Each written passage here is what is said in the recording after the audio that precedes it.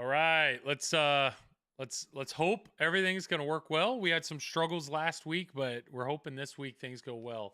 Hello. My name is Joel. If you're watching this after the fact, it is Wednesday night, right at about 10 Eastern Daylight Time. Yeah, so if you're enjoying this on YouTube, feel free to check us out live. We typically do this every other Wednesday here on TPN. This is the Pinball Network where we try to provide pinball content or stream for you guys almost every weekday. And here's our calendar. Sunday is Jordan and Becca. Monday nights is Hottie with Frisco Pinball. Tuesday nights is Mike Castleman with his wife Lisa and his son Carter. Here we are Wednesday for the Flippin' Out stream. Thursday is Chuck Wirt, and then followed by George with Don't Panic Flip. And then typically on the weekend at some point would be Jedi McMuffin. So yeah, we try to do the best we can, continuing to provide you pinball content. Hopefully, like quality, or we try our best. We try our best. How about that? And we do need to thank our sponsors. We have 8 amazing sponsors that support us in doing this and creating all this content. Pin Trooper, what up? How you doing, man? Here are 8 sponsors. Comet Pinball for all your LED needs. Truly, I don't even think about going anywhere else. If I need a light in a game, I'm going to Comet. Ryan and his crew are very nice to work with. They answer questions, anything and everything lighting, pinball related. Hit them up. Measle Mods makes some amazing mods for most modern games and some of the older ones too. Check them out. I have some of their stuff in both Deadpool and Turtles. Scorebit, Jay and his team have created a really cool device that'll literally attach in any pinball machine to help connect that pinball machine to the internet. Some of the machines have achievements. Others, it's just a great way to keep track of your scores or keep track of the game remotely. Scorebit is built in automatically to all JJP games. So check it out. If you have any JJP game, it's free. Just turn it on and use it. But it's a really cool system. I have it in my TNA. Stern Pinball, creators of some amazing pinball machines, including most of the pinball machines you're going to see in the backgrounds of people on this video, except for Dennis. His is not a Stern in the background. But yeah, hopefully we're going to talk a little bit about them today, and hopefully they're going to have a game coming out pretty soon.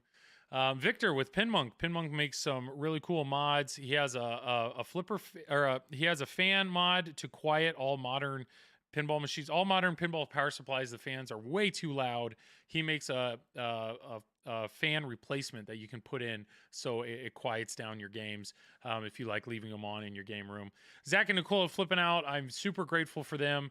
I'm streaming for them tonight, and if you need anything new or used, accessories, anything, hit them up.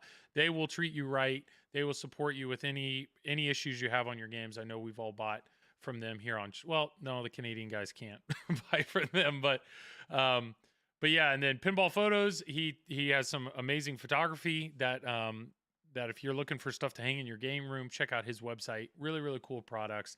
And last but not least, Doug at Speaker Light Kits. If I go back to this, you're going to see right there over my shoulder Deadpool and Turtles. I have two of his light kits in those machines and really enjoy those. T-Mick, yeah, Nicole needs a new house, so support Flipping Out as much as you can.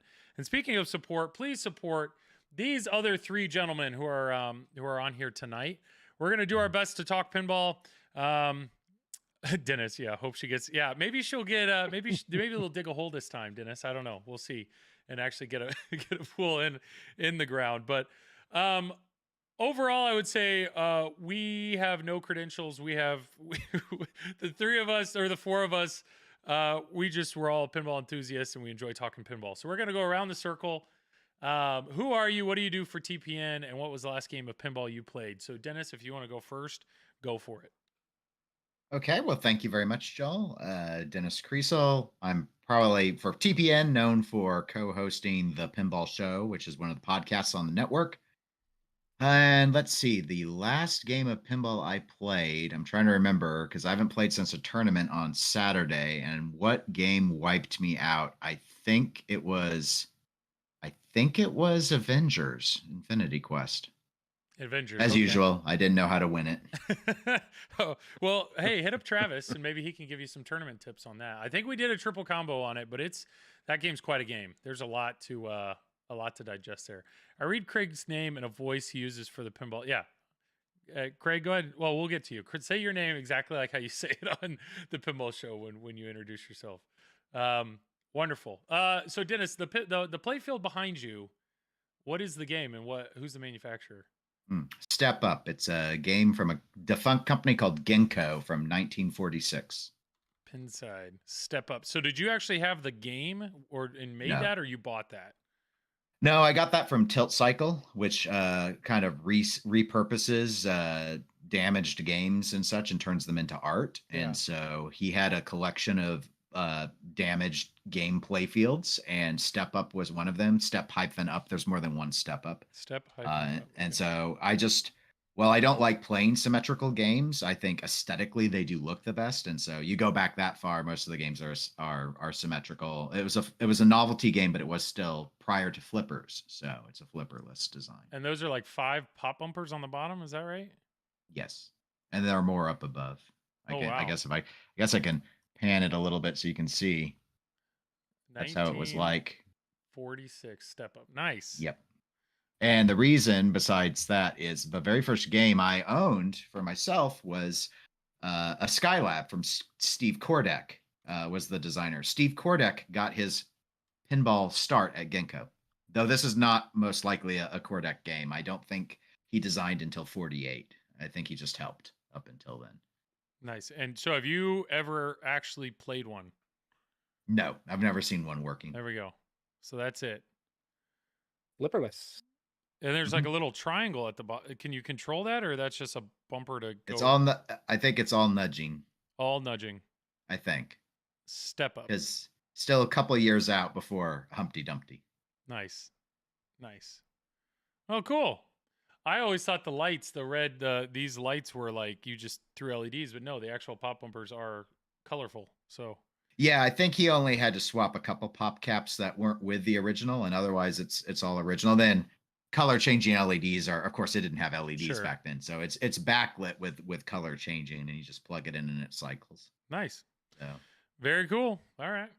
Well, thank you, Dennis. Thank you for being here. We'll do our best to tap into I think you definitely have the most like knowledge like you're way past 5 years. You passed your Dave Fix test a long time ago. I started collecting in 2012, but that doesn't necessarily equate to knowledge. You know a good bit, and I just realized my camera is all up in your face. So let me fix that. So let's keep going around the circle. Mike, how you doing, man? Hey, how's it going? Thanks for having me. Yes, I'm Mike, and I am, I guess, 1/3 of the Pinballers that streams on TPN on Tuesday evenings. We also stream typically Mondays and Fridays as well on our own channel on the Pinballers. Last game I played was actually Led Zeppelin. I played that earlier this afternoon, and I finally got to Celebration Day. Oh. So I couldn't play any more pinball after that. The game took over an hour long to play. I played well into dinner. I got upstairs and everyone was done eating, and I finally got up there and I actually had fun with it. It was the first time I ever got to the end of the game, but I needed all those extra balls. It's very friendly in giving you the extra balls. I think I had like 4 of them or something, but it's very grindy, but it's fun. Just all the amount of shots you need to platinum record every single song. Yeah.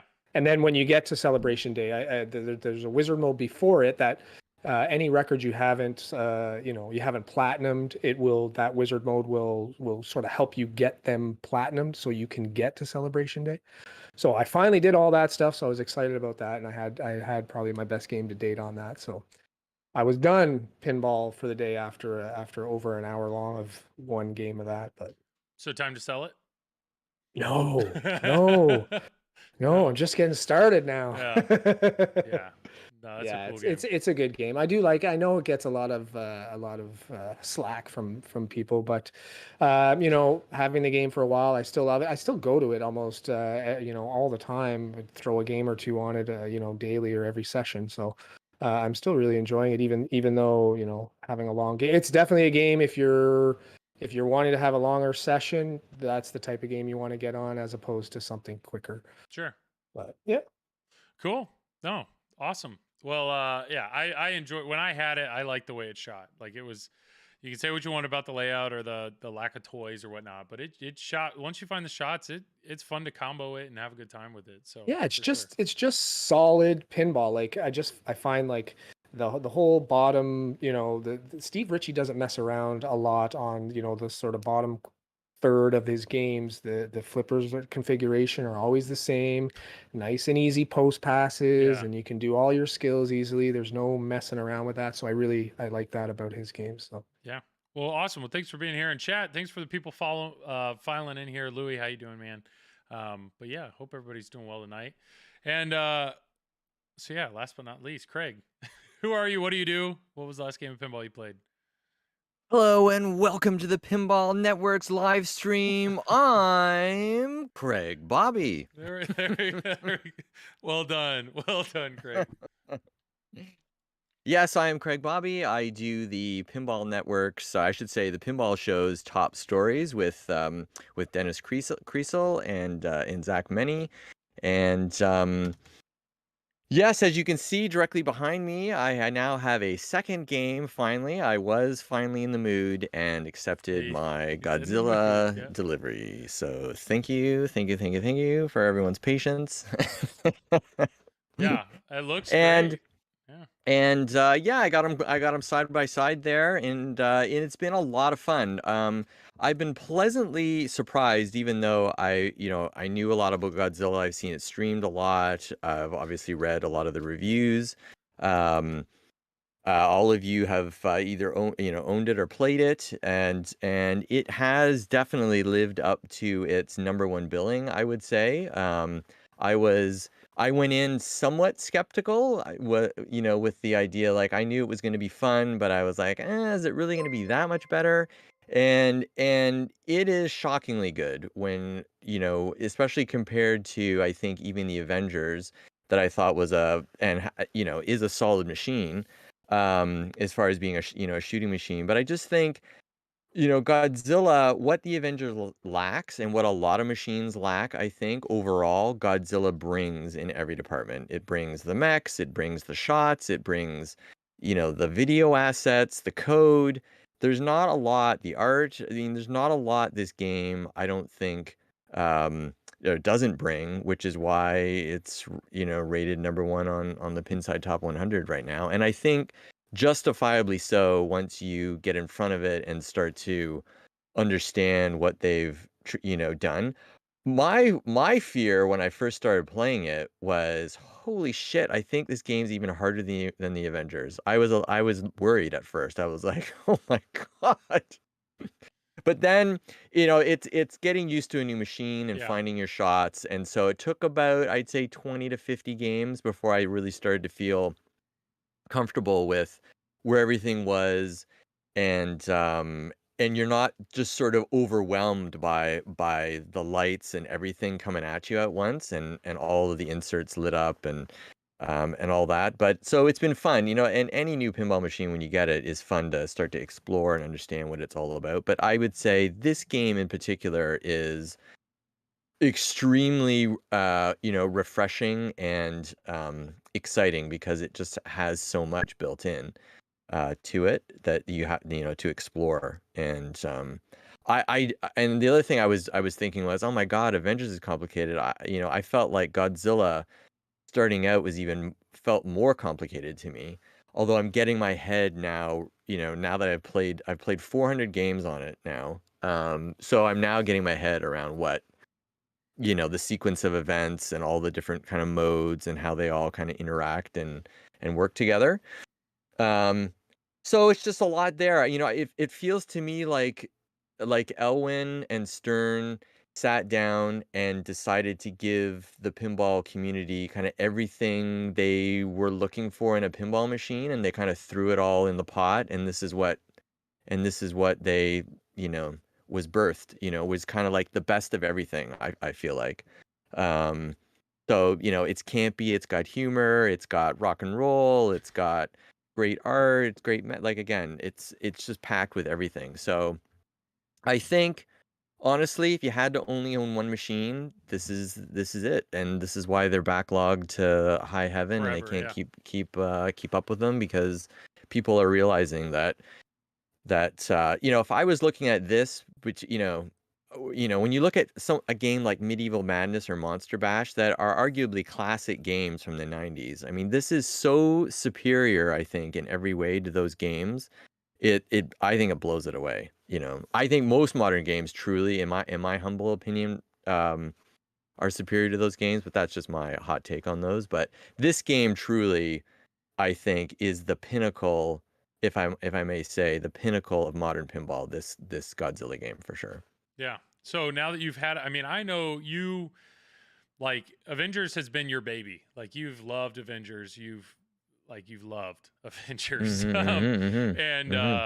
And do you has your I've loved it. view? I've hated it. Yeah. I've loved it again. But like, I've hated it again. has having Godzilla changed? Because Avengers was the first game you've owned, right? So like, has your view of Avengers changed now that you own Godzilla, or I don't know, is it just the new shiny? It's so you're well, trying to so adjust, I or- love seeing them together because the artwork, I was a little nervous actually 'cause I thought, oh, is it going to be too much with all the same kind of thing? But they actually look fantastic side by side because Yeah. the Zombie Yeti artwork, they really complement one another.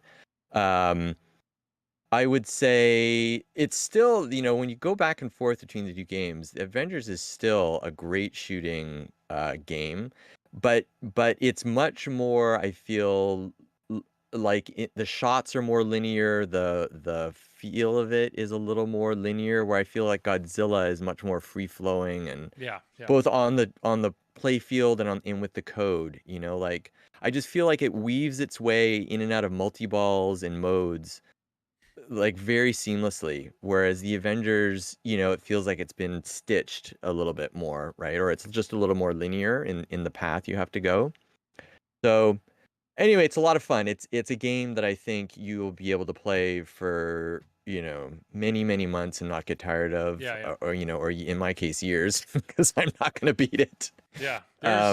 There's a lot of depth there and a lot of you can go in any so it's breadth and depth. And I mean, I'm the only one of the four here that don't own it. I'm on a list. I'm waiting for Zach to. They need to make more, so I can have one. And I don't know. Between Mike or Dennis, do you guys have anything to add to what Craig? Do you agree? Disagree? Well, I own both the games. I own Avengers and Godzilla, and mine are pros. But I will agree with everything Craig is saying about the I guess the two games. Godzilla seems to be a little more Avengers. They're both deep, but Avengers is not as intuitive as Godzilla is, right? In Avengers, it's hard to figure out, well, what's the best place to put your gems, or which gems should I go for first, or whatnot. Godzilla, once you get your head around all the different things you can do in the game, it's pretty straightforward, knowing, okay, well, I need to go here, I need to go here, I need to do this. There's lots to do. You're always making progress, but they're both deep in their own way. I just feel like Godzilla is just more you naturally progress through the game a lot easier than you do on Avengers. Avengers, you kind of really need to figure out what you want to do sort of ahead of time, and sort of strategize more ahead of time what you want to do in the game. Yeah. Dennis, you agree? I mean, I know what you think about Avengers. And any game that can get Dennis to part with his hard-earned dollars there is a game worth owning. Let's face some facts here. Well, right? If it's good enough for Dennis, it's good enough for me. I'm sure if I owned Avengers, I'd have figured it out by now. I don't ever really go and play it casually, so I really just end up facing it in tournaments, and that's not the best scenario to try and learn the rules. But I like the geometry of Avengers. It's just I get that I can do 3 shots and then get something going. It's just I don't know the optimal way to score points. But most of the time I lose just because I don't keep the ball in play long enough. Godzilla is, I mean, it's still the game at home I've been playing the most. I have to admit, the inconsistency with the building, giving me my ball lock, has really pissed me off to the degree that I'm not playing it much anymore. I've changed the node board. I've had other people write. I mentioned this on an episode of the Pinball Show a few episodes back, and I had people write into me saying that, yes, they've been, I don't know why they're not saying it on the forums, but they're having the same issue where the opto's reading the balls in the trough, but it's not coming up. I don't know. Interesting. So it's cheated me out of so many possible high scores that at this point, Uh, I'm just like, do I want to turn it off and disable the building or no, what? yeah, yeah. So my distributor, Zach, with That's Flipping yeah. Out Pinball is checking with Stern to find out what I might need to swap. Because like Yeah. every opto test says it knows the ball's there. I actually can get it to say it knows the ball's there and it won't eject it, but it's not consistent. It's weird. So, Huh. Well, I hope but it's still a really yeah, fun game. I hope you figure it out. Yeah, because it's Yeah, I'm quite a used to game. pros. On pros, I don't have all this stuff have happen to me.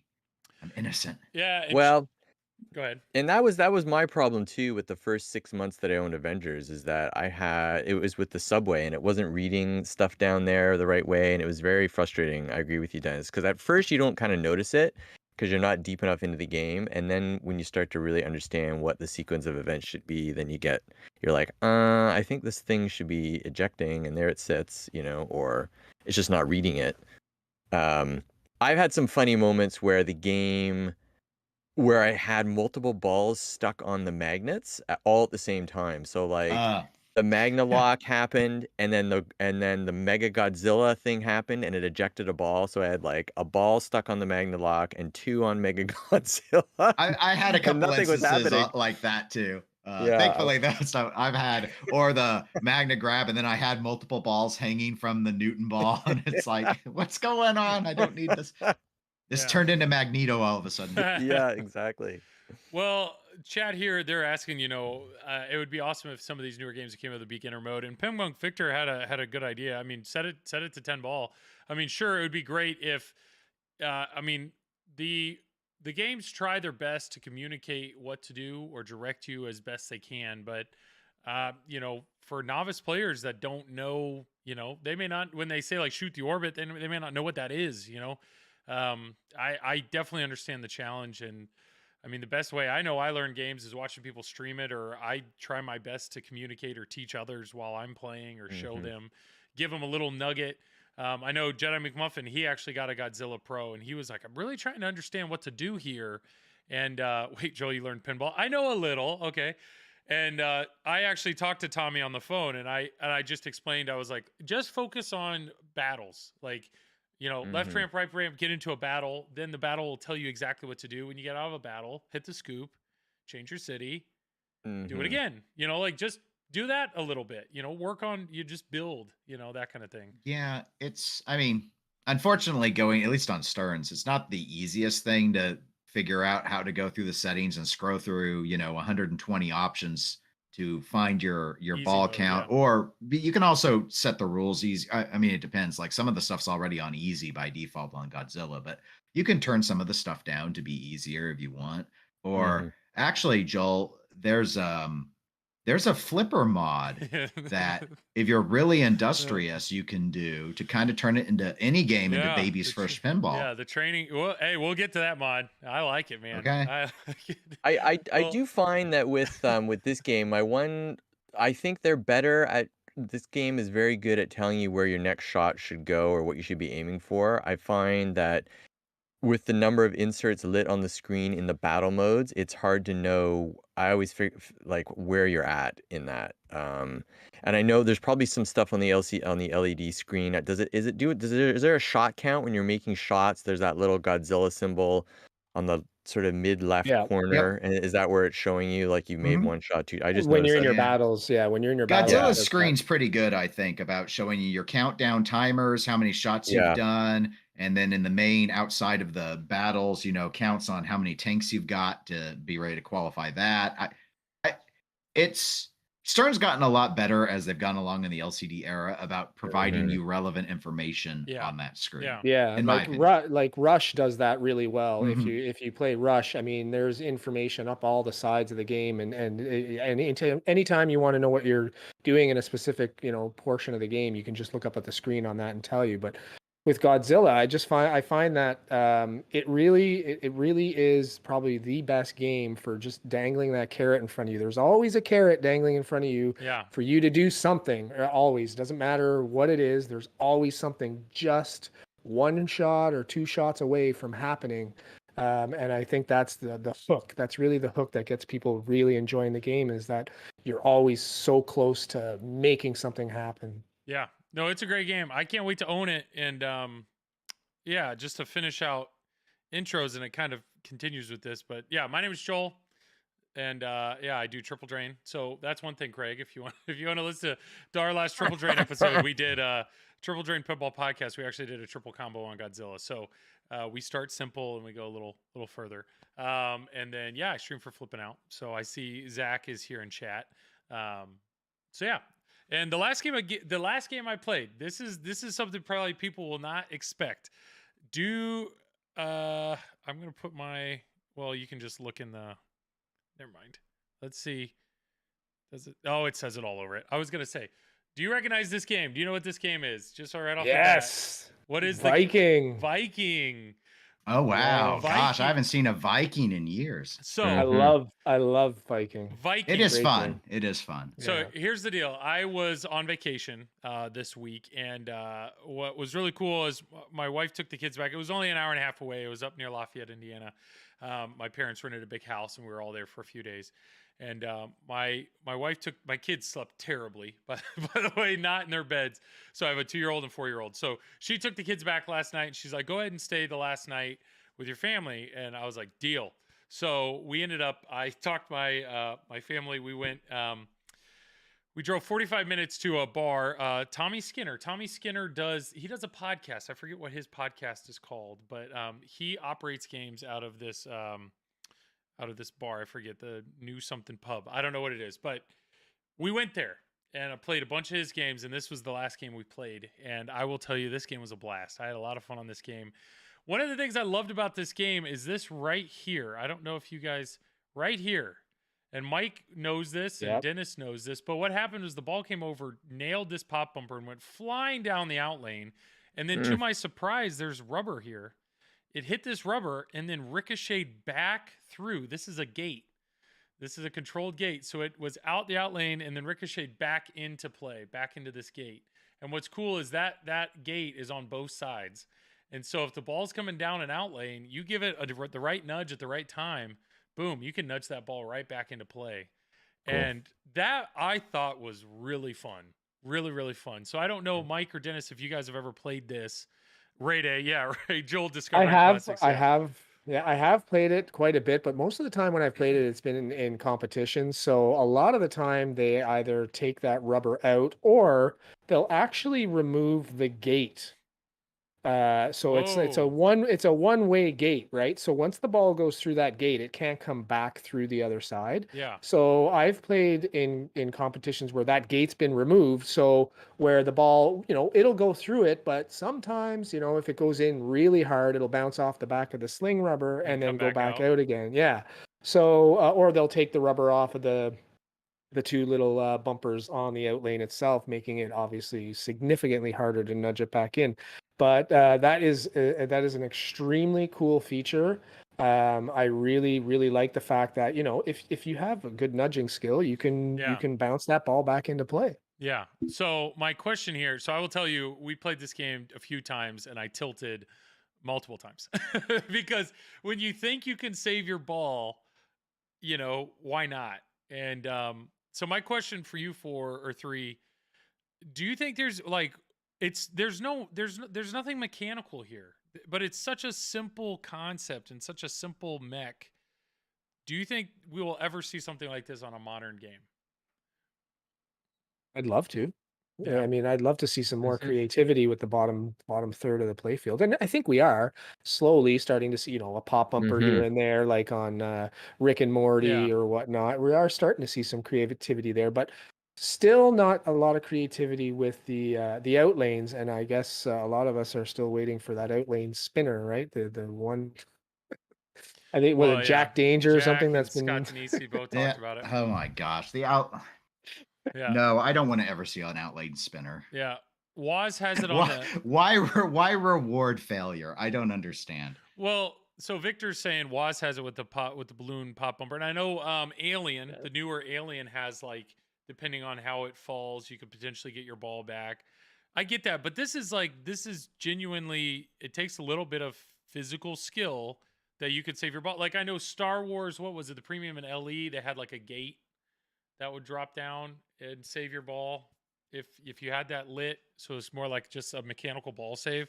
But this is a control, or who else? I think Pirates or one of them had it where if you on the right, if you nudge just right, you could get it to go back into the shooter lane. Yeah. So Yeah. This Pirates does have that. Indy has it. So I don't know. To me, this was, I get it, Raymond. I know I'm behind. I know I'm way behind. Okay. There's some of these older games that, I mean, I was really surprised by it. And I really like that mech a lot. Other things that surprised me from last night, we played a bunch of games, including a P3.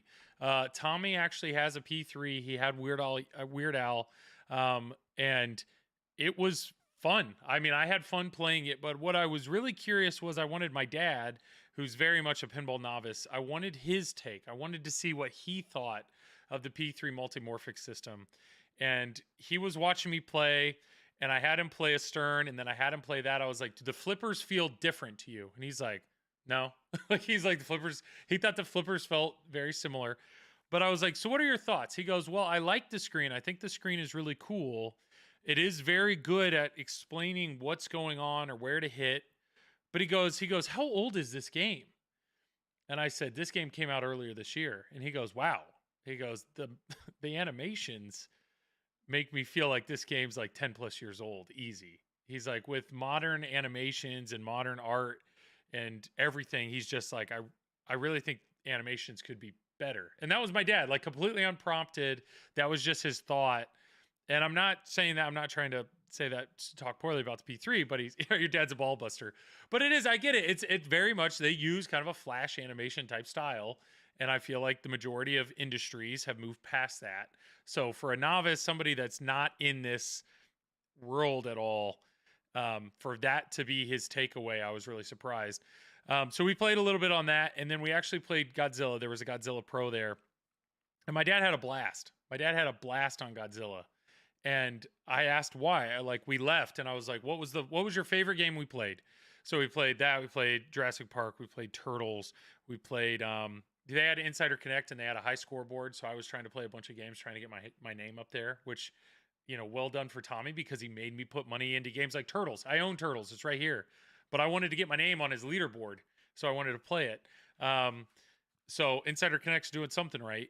We played a bunch. I played a Shadow, played X-Men, and then we played Vikings, Flash Gordon, Dolly Parton, played a bunch of games. So we went to leave, and I said, Dad, what game did you have the most fun on? And he said, Godzilla.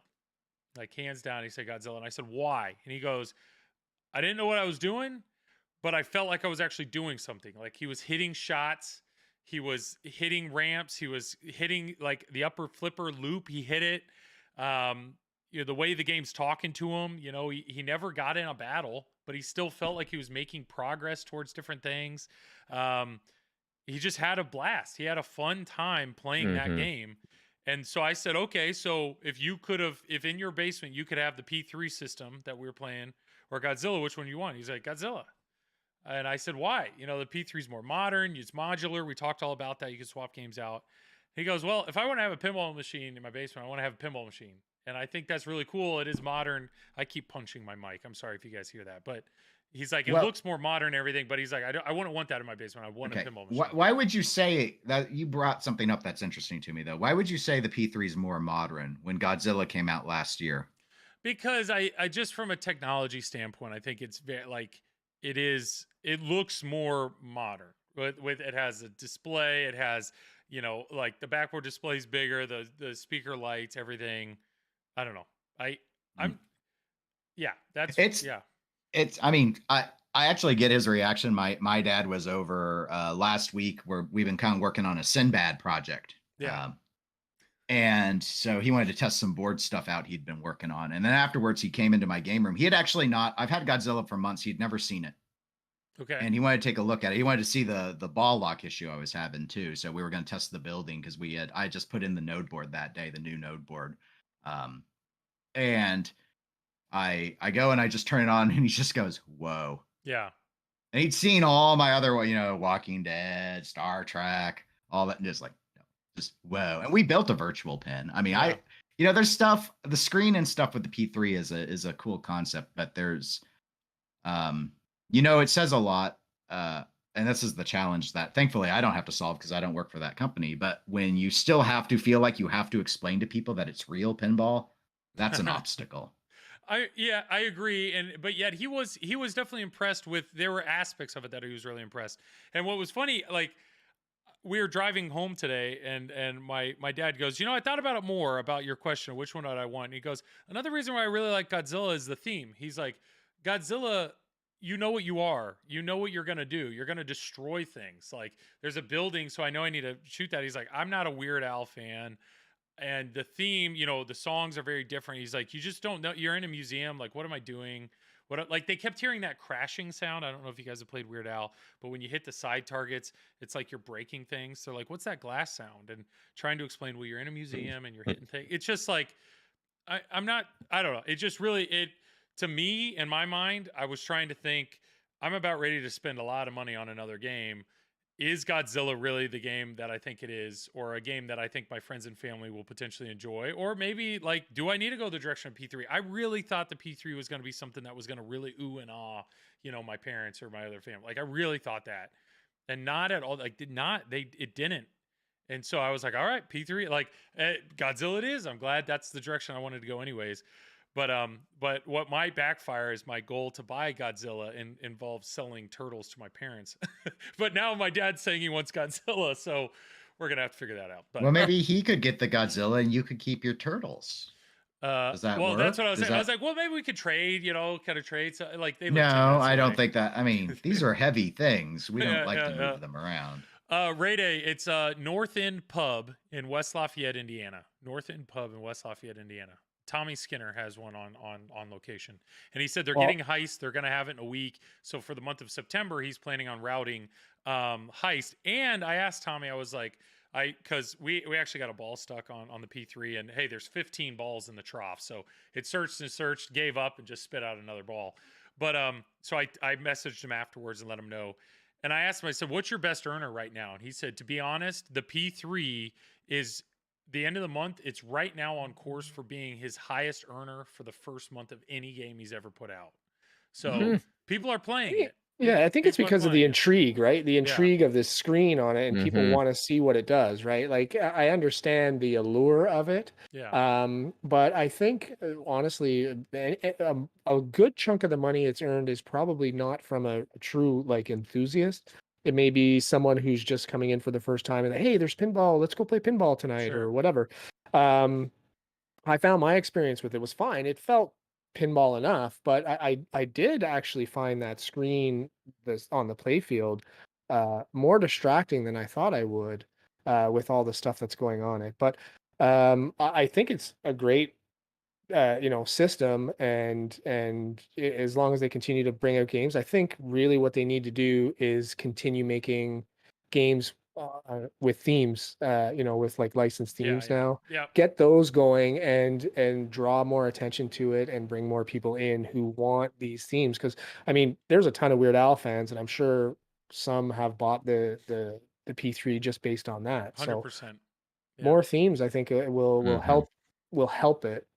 Yeah, best earners on locations also depend a great deal on the type of location. And that kind of gets at Mike's point about the clientele in general. So it would be helpful to, I guess, know what Tommy's overall clientele is. As Well- a case in point, we have an area bar, which is like one of the main Kansas City areas to play pinball. And I remember we had two different operators at the time running games, and the one who got Iron Maiden was so frustrated because while all the hardcore tournament people loved Iron Maiden, Deadpool was pulling in so much more money. And he was like, I could have gotten the Deadpool and the other guy could have gotten the Iron Maiden. But of course, it was like all the people all the time in the tournaments. I mean, Iron Maiden was rated over Deadpool by all of them. But as all of you know, Deadpool is an incredibly popular game, but it just did a lot better on location. And a lot of that, I think, came down to the casual audience, and the comic book character Deadpool is just more popular than the band Iron Maiden. 100%. Yeah. And I would say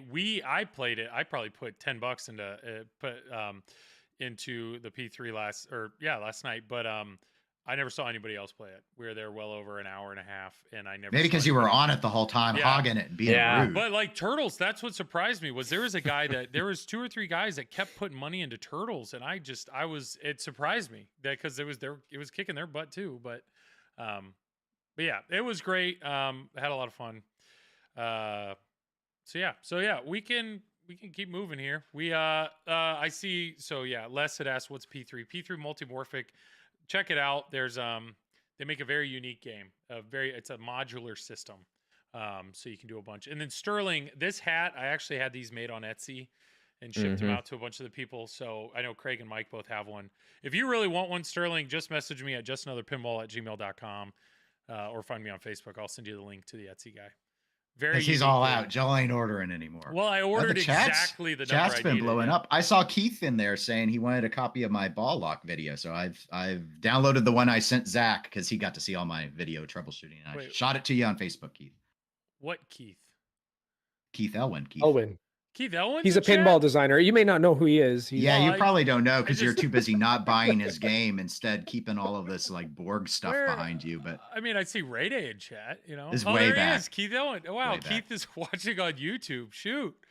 or Oh. it's his clone, a fake, it's a No, deep His fake. assistant. His probably- assistant. It's It's probably, really uh, that's Rick Nagel in Yeah. disguise. It's Don't- probably It's his people. it's probably Ray Day. Like, he's sitting there and he's going. Yeah. He's messaging Keith on yeah, Ray whatever, Day's probably Slack or whatever. Dennis is complaining about the Okay. ball lock. Keith, You might want to get in here quick. There's a fire starting. Keith, they're all drooling over your game again. You know. And Zach's probably in chat like, I'm gonna lose all these Yeah. distributorships. I'm gonna be pushing home pin and that's it. Yeah. Well, okay. So David, he's talking about the New York City pinball. What was it? Yes. C. Does any? I was like I said, I was busy all weekend with that. Do any of you guys have anything particular you want to say? I can't talk on this because I don't. No, know. I didn't see it. I watched a lot of it. I watched the entire main playoffs on Sunday. It was a little long. I mean, it started at 10 a.m. and it probably didn't end until around 8 p.m. So it was 10 hours of playoffs. I did watch it. Keith wasn't on stream too much. I know they were talking about him at some point having like long balls on Star Trek and stuff like that. I did watch him in the finals. I believe he finished third overall, and he was in there to win it up until the very last game, which ended up being Beatles. And he I guess he didn't do too well on that, and it came down to Jack Tadman, who I was cheering for, a fellow Canadian, and the eventual winner, which was Bill Mason from, I think he was from either North or South, one of the Carolinas, and they just had a really, really cool battle on the Beatles back and forth right until the last ball there. So it was fun to watch, but it's a marathon. If you guys are into watching competitive pinball, especially when it comes to playoffs with high level players, Yeah. it's going to take you a while to watch an entire, playoff session for sure. What a high level tournament that took forever. Say it ain't so, Mike. But I like that. I like competitive pinball. I like watching Yeah. it. So I had a Mm. blast watching it. I mean, For me, competitive pinball is like soccer. I loved playing it. I couldn't stand to watch it. Yeah, I get it, but I mean, for me, it's a lot like I've only been doing competitive pinball for 5 years now, so there's a lot of games I haven't even gotten my hands on to play. So I do find that watching these competitive tournaments, that I can really get a lot of knowledge on maybe games that I don't know. So I like to watch and sort of soak in what the players are doing strategically, not only on a specific game, but the way they play, right? They're avoiding, this mode is lit, this hurry up is lit. Well, Mhm. you could hit that mode for 20 million points right now. Why aren't you doing it? Well, because it's a dangerous shot. They're avoiding these kinds of things, right? So I like to sort of look at these games and these competitions and say, okay, so I understand why they're not going for this right now, because it's a dangerous shot or whatever.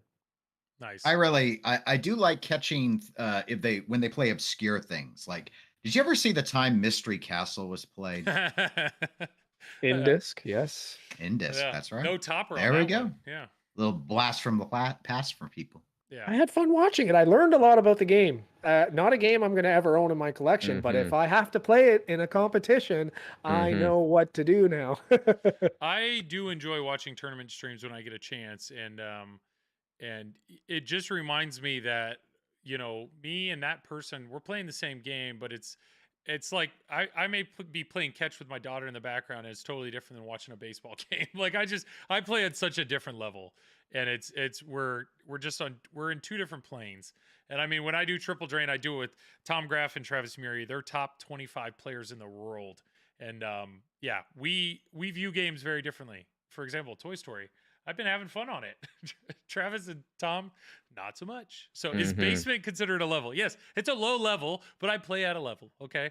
And I heard though that Travis and Tom did not do well in that tournament. So I was getting a few messages about the lack of fun they were Yeah, and having. I finally got to play it. We did end up having it on location, and my first experience on it was in tournament. I didn't get it. Was people were on it Yeah. before the tournament started. I couldn't practice it. Zach's talking crap about our Etsy hats here. Zach. Popeye. Popeye, for some reason, keeps being brought up here. I don't know why. Siggy Sour. My voice is actually, I feel like I'm losing it. But yes, here you go. Here's the face to the voices that you guys have been hearing. What else do we have to talk about? Well, I could talk about baby's first flippers. I know Dennis loves. Oh, Yeah, Sterling just let's get that messaged out me. of the way because Okay, so what we're talking about is there is a flipper system that I have been shilling because I've had a lot of fun with it, and you're getting paid by them. I have made zero money from this guy. But there's a few things that we're talking about. But this is a metal flipper system. These are metal flippers, and he made. What's cool is the shaft is separate from the actual head, so you can attach it, and then you can replace the heads with different colors, different sizes, a bunch of different stuff. But what I found is they are heavier than a flipper, and there's no deflection, there's no nothing. When you pair that with a metal bushing that he makes, the flippers, there's no give. Like, they're just super precise, thus precision pinball system. And I instantly played better. And I know Dennis views this as I put training wheels on my bicycle, which, you know what? I'm having a blast on this bike now. it's your game. Do whatever you want to it. So the only reason I wanted to bring it up is one. So Pinmonk here is talking about lube. Yes, people are like, normally the bushing, which is the part that's actually screwed or goes through the playfield, is nylon. So you have nylon with a metal shaft, very little friction. Well, this system is metal on metal, and because of that, there's lubricant, which is suggested. So he suggests like a 3-in-1 oil or something like that. And as soon as people hear metal on metal or lube in a system, they're like, why in the world would you do this? This is a terrible idea. Well, to John, the creator of this system, to his credit, he listened to people and said, this fear. And so what did he do? He made a new bushing. And this is the new bushing. And if you look at the new bushing, it looks a little different. This inside core it's called oilite bronze. It's a metal that has oil built in. It's like impregnated into the metal. And so this is the metal that they use in the food industry, where you have metal gears or metal things in or whatever. in machinery that, like, they can't put grease or oil into a food safe device. So they use this metallite bronze. So he is now making his bushings where the inside of the bushing is metallite bronze. So you do not need lubricant because of it. So, which is awesome. So I think that's awesome that the initial concerns of metal on metal, the guy is completely addressed, and he is going to actually send me out a set of these. So I'm looking forward to that. But the other reason I wanted to bring this up is because he actually just announced today his newest, flipper design, which I'm curious what you guys' thoughts are. So let me find it.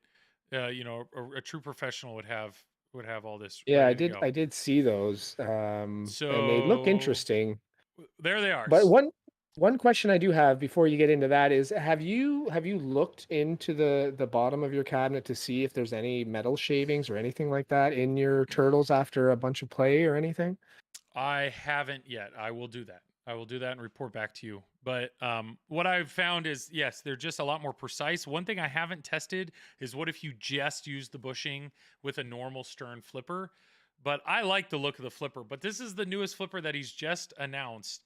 And if you notice, he has completely cored out the middle of it. So normally the top edge is solid, and the inside is already all milled out because he's trying to make them lighter. But this, he milled out the entire edge, and this guy has been testing him, and he's like, still no deflection, still nothing.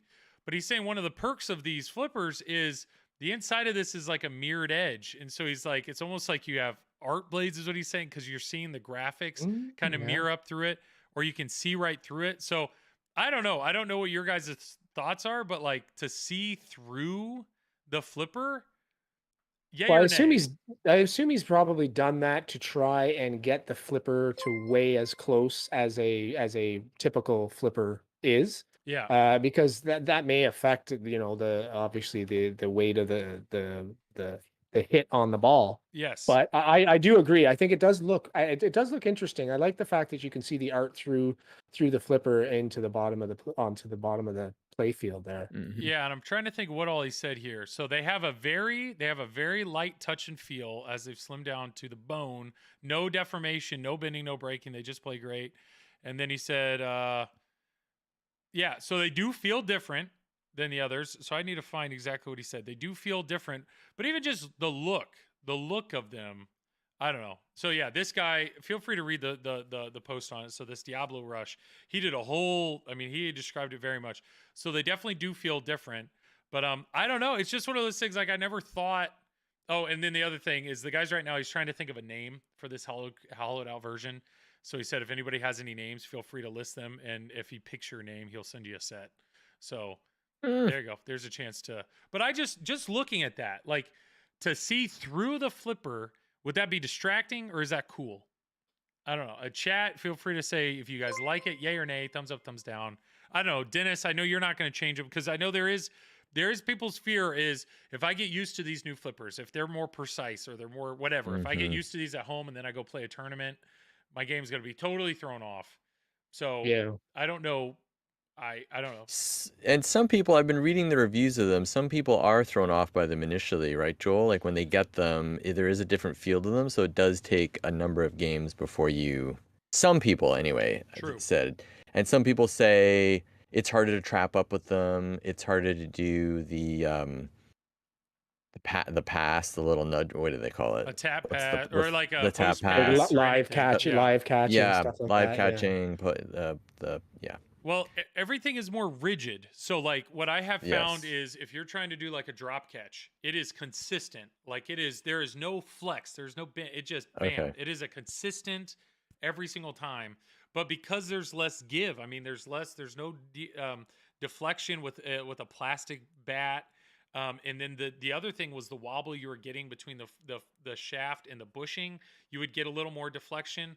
So things are different, but I am curious if like how different, like because there are people that change from like the stern rubber to like silicone bands, or they change to there's so many different flipper bands that you have to learn how to do it. So I don't know. I still think it's a really cool product. He just announced this visual thing today. I think it looks pretty sweet. And the reality is these flipper heads, you just unscrew it and they just pop right off. So you could mix and match to what you want. So I don't know. I thought it was worth showing because that's something I've never seen before. And I think it looks pretty cool. So I don't know. I was curious what chat saw. I know Pinmonk and everybody, they just like ridiculing me on this. So yeah, it is what it is. I think we should talk about Pinmonk's Quiet Fan Kit. They are legit though. That is an actual great kit. But yeah, if anybody in chat do the fan kits help these even more? Like, are we even more precise with the fan kits? You can hear your drop catches and your live catches much better. Is Ray Day still in chat? Is Stern considering putting these precision flippers in as the new default for Stern? No. Changing the empire? No, it's not gonna happen. But hey, why not? Why do you not believe? This is they food. ship you These are a food grade Pinmonk flippers. food grade. Wow, keychain I am so with hungry right every now. I just love order. feeding you. I just keep setting You up the love feeding softball. me, I yes. just like setting the softball up on the tee for you. I I will just- say, hey, last straight down the middle of the Toy Story review, you kept hearing that fan in the background. Zach knows it. He heard it in his editing. Flipper fan kit. You want to have that problem? Yeah. Your mic was just too sensitive if you were picking up that fan. This seems like a product geared to a niche crowd. I think it's cool, but worry about this hobby forming elitist and chasing off. Victor is going to take whoever orders one of these today. Victor's going to give a discount on these, right, Victor? They're Doesn't- already his mods are very affordable. Like But- that Flipper fan's what, $15?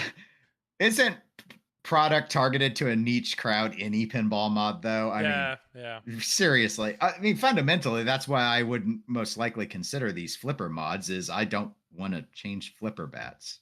I already had to do 6 of them in Sinbad or 4 of them, and it pissed me off. It took an hour. Yeah. By the way, if you see flipping out pinball, that's Zach. Apparently, he said earlier in chat that he's sitting naked in his hot tub. So feel free to enjoy that visual. Everybody. He doesn't have a hot tub. He does have a hot dog because he has to drain it every time his kids or he has friends over. He talks about it all the time. He said that if his daughters have friends over, he hates that and will drain his whole hot tub and fill it back up so that he. Well, then why does he let them have friends? I don't know. Why does he let his kids have joy at all? I think you had a quote on that. Have you ever I thought don't about think taking I the ever- joy away? I don't think I it's- ever said anything like that. Yeah, yeah. Sausage roast. All right. Well, before we go further, we're gonna do what everybody's favorite thing is. Everybody's Pinmonk's favorite thing. Pinmonk's favorite thing. He's here. I'm ready for him to type in chat. We have 8 amazing sponsors. We're gonna go ahead and do the video. It's 3 minutes ish long. If you need to go grab a drink or go pee or whatever, go for it. But let's check out this sponsor vid, and then we'll be right back to talk more fun pinball stuff. So here we go.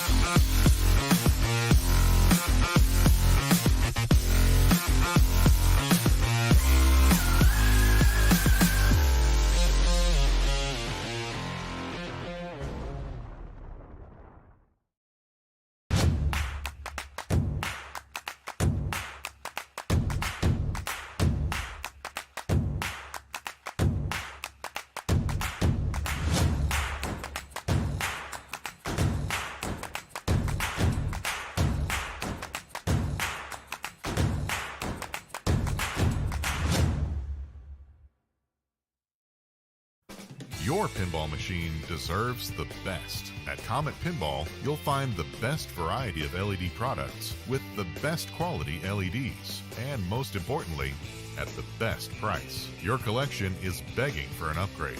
Order yours now at cometpinball.com. Scorbit is excited to announce Achievements, the latest in an amazing series of features available to thousands of connected pinball machines around the world.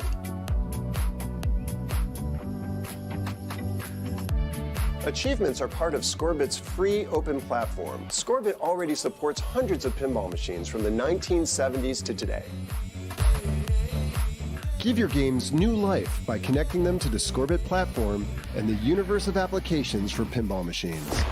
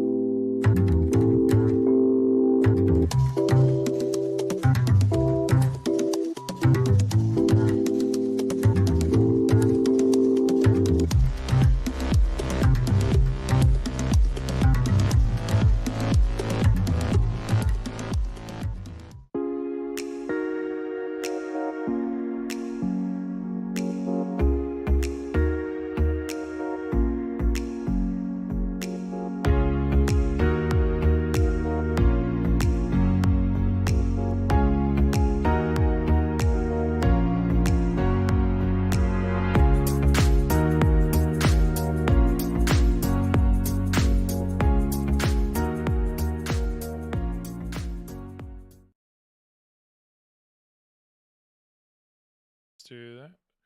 Oh, okay. And sorry. so that's what the next 5 themes are. Oh, those sound really good. Yeah. Oh shoot, we're Yeah. back. Holy crap. We're back. Sorry. Yeah, we're back. Here I am. I was telling them off. I just dropped my phone. My wife's texting Dennis me 'cause was she's trying talking to about reset starting a password. He was talking about starting a competing network called the Pickleball Network, which interestingly uses the Alright. same acronym. I'll share. and I'll share this. All right, we'll Because just it's totally we'll go right to that. unpinball Yeah, related, go ahead. unless there's a pickleball theme. Which, hey, American Pinball would probably do it. So anyway, I'm in a public health meeting. They bring up pickleball. I'd never heard of it. They all act like a complete idiot, which maybe I am. And they have this. They want to do a session because they like have it labeled. We're playing all these workshops for a conference next year. They call it like pickleball. It's all the rage, and they're telling me how they're converting tennis courts to pickleball courts. And I'm like, I don't understand any of this. No one's bothered to explain to me what the game even is.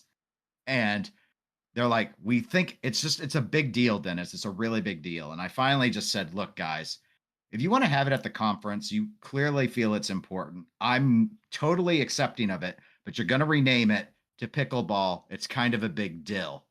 I got a standing ovation in that room. Well, so that's how I was when I was at my best. I'm not quite at that level anymore. Time and pinball has worn me down, but your wit is unmatched, but well done. I once was great, but years of diet mango Pepsi abuse have worn me down. Diet mango Pepsi. Okay. All right. So real quick, yes, here we are. This is the Pinball Network. This is the Wednesday night after our stream. We try to do these every other Wednesday.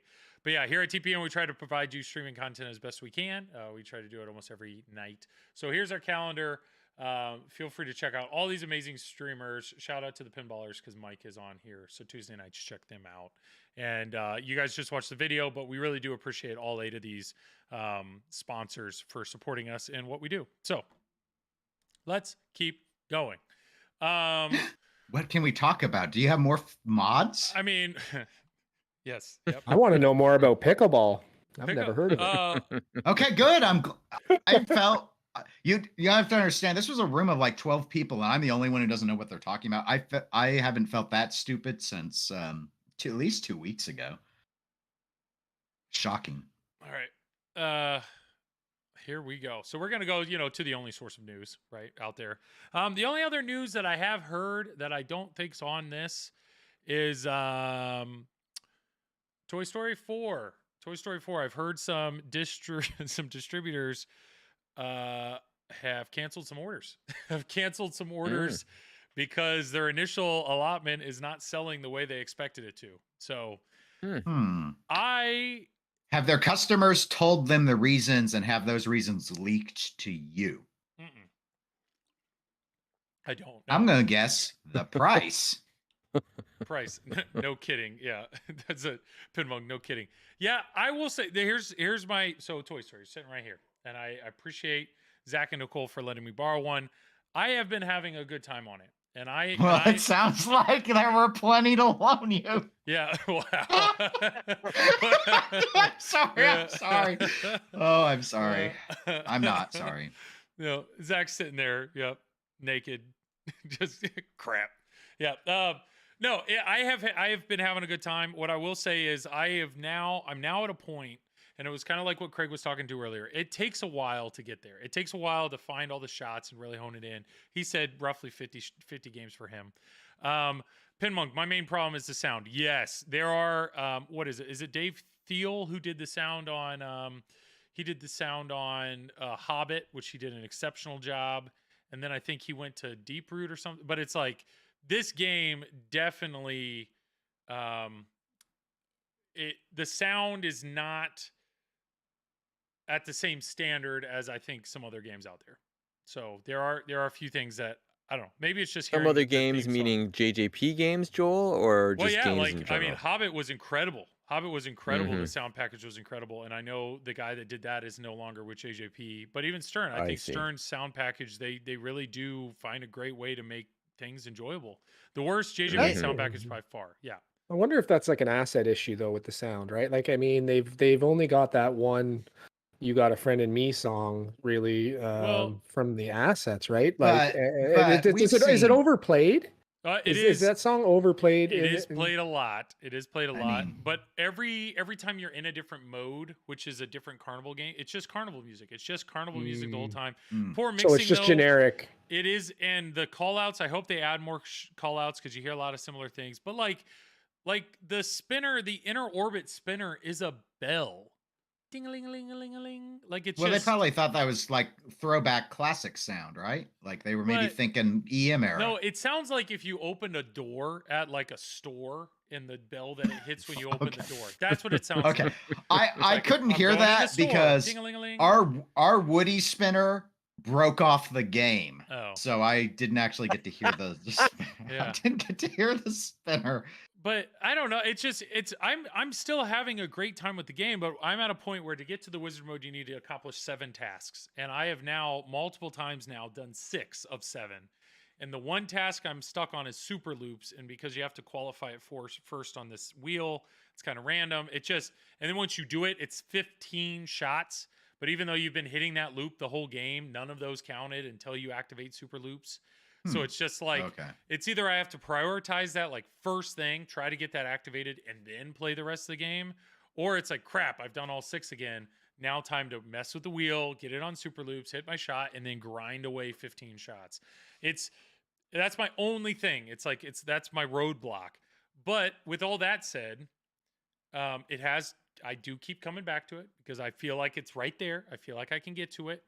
Well, I mean, it is right there behind you. Easy fix is to make loops always count, but super loops count as 2. 1,000%, Ray Day. 1,000%. Right now, it's you activate super loops 15 times. If they told me 20 loops in a game, super loops is double. Do me that, or do super loops is 3 times. I like 1,000%, Ray Day. I agree with you. But what I will say is, my friends and family freaking love the game.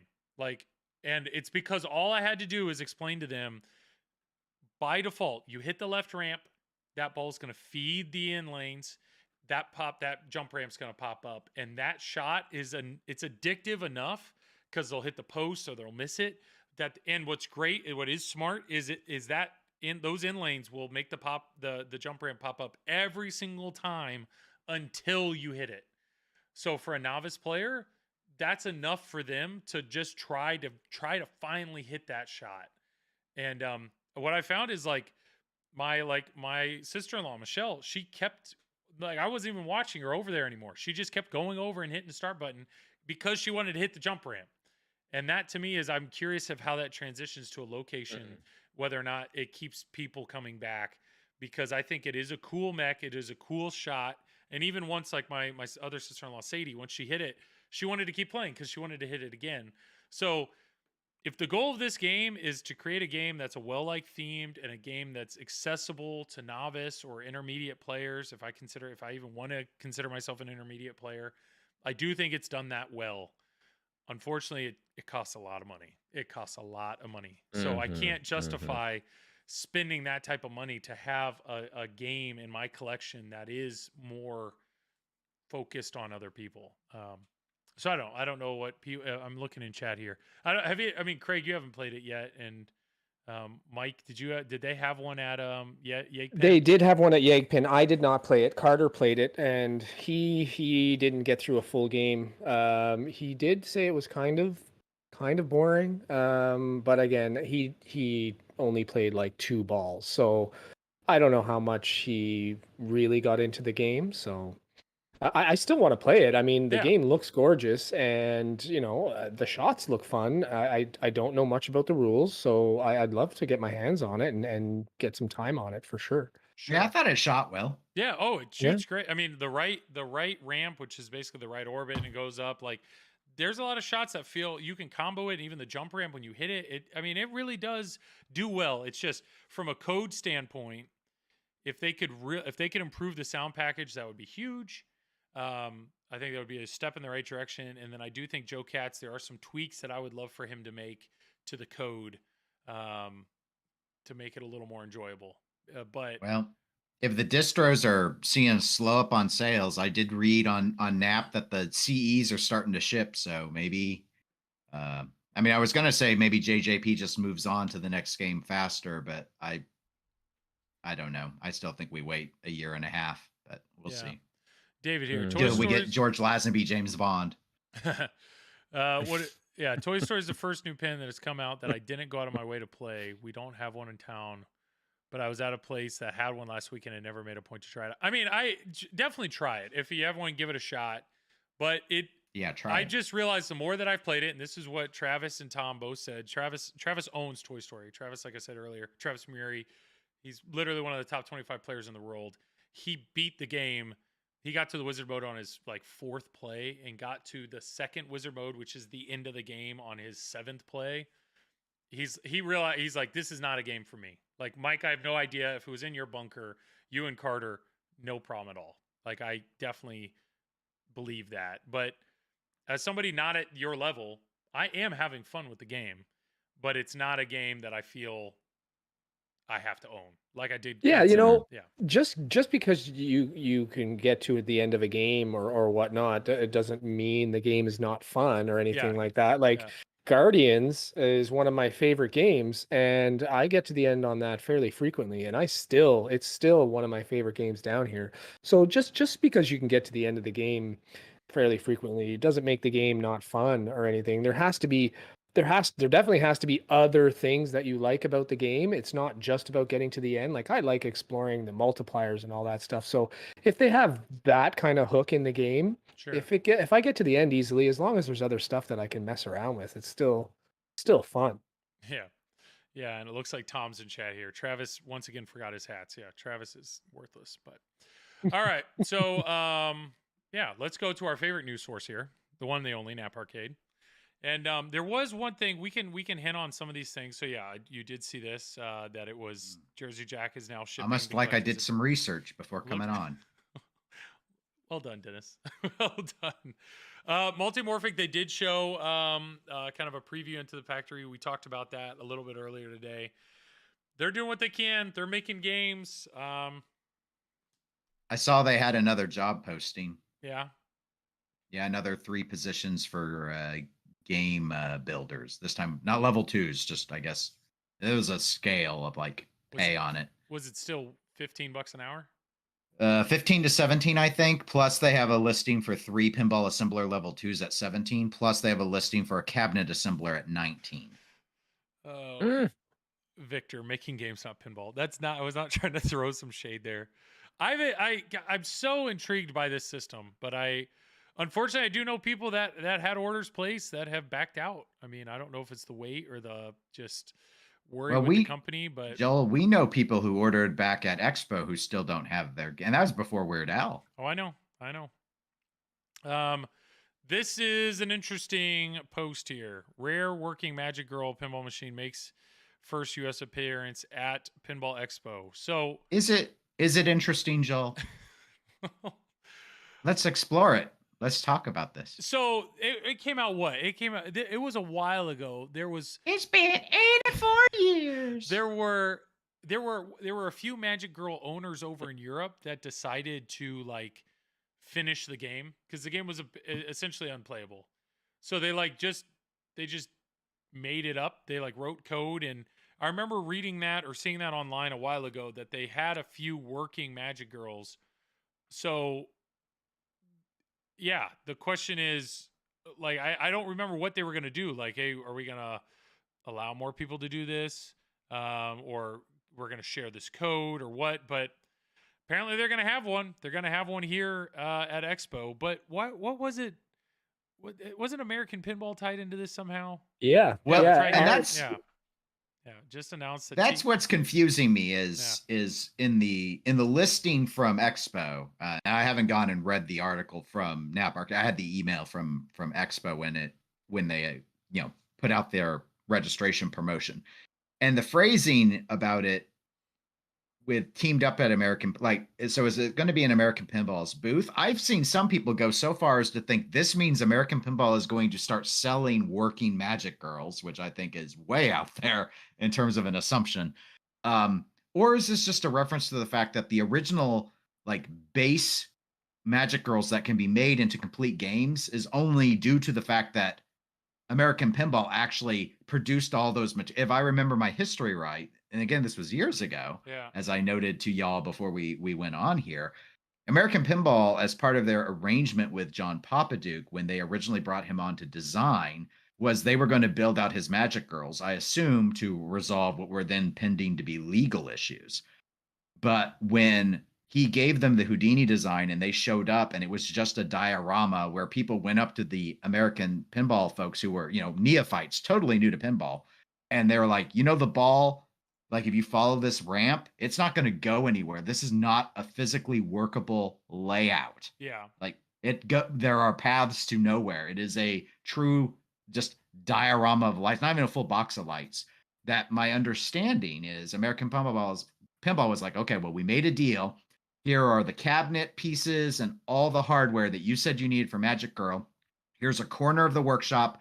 You, John, will put every single one of these together yourself. You get no staff help. And that's what he did. And that's what those models that were sent out were. So, long story short, are they just giving credit to AP for letting it be 80% of the way there? Or has AP actually been back helping some more with this crew from Europe? It was unclear to me. Well, David here in chat had a really good, American Pinball wants to make games designed by anyone except their own game designers. So, I mean, obviously the last thing they made was Legends of Valhalla, and with Dave Fix now steering the ship, he's hired a bunch of people, and we're kind of, now what kind of situation? So yes, Yeah. I'm with you. Please, for the love of God, some of the Deep Root stuff, some of the other J-pop stuff, Magic Girl, we need to leave a lot of this in the past. We need to move forward. So if American Pinball is spending any time at all or effort on this endeavor, please don't. And since that, well, separate from this, I shouldn't say since, this all kind of blends together, but you gave us a interesting piece of information, Joel, about distributors and the issues with Toy Story 4. I had been informed by someone that they have heard that Galactic Tank Force is actually coming out. And so I did not hear a confirmation, but the expectation is that it is the Nordman game. So now I didn't hear that it would be revealed at Expo, but I'm still assuming that it will be. We know they have that name registered. Obviously, we've seen instances like Sherlock Holmes where they have abandoned names that they've registered, but this one seems to be the one that's moving forward, is the tank one, laser tanks. I still think they dropped the ball on that. They should have added like Omega or something to the end of that so we could call it GTFO. Yeah. Right?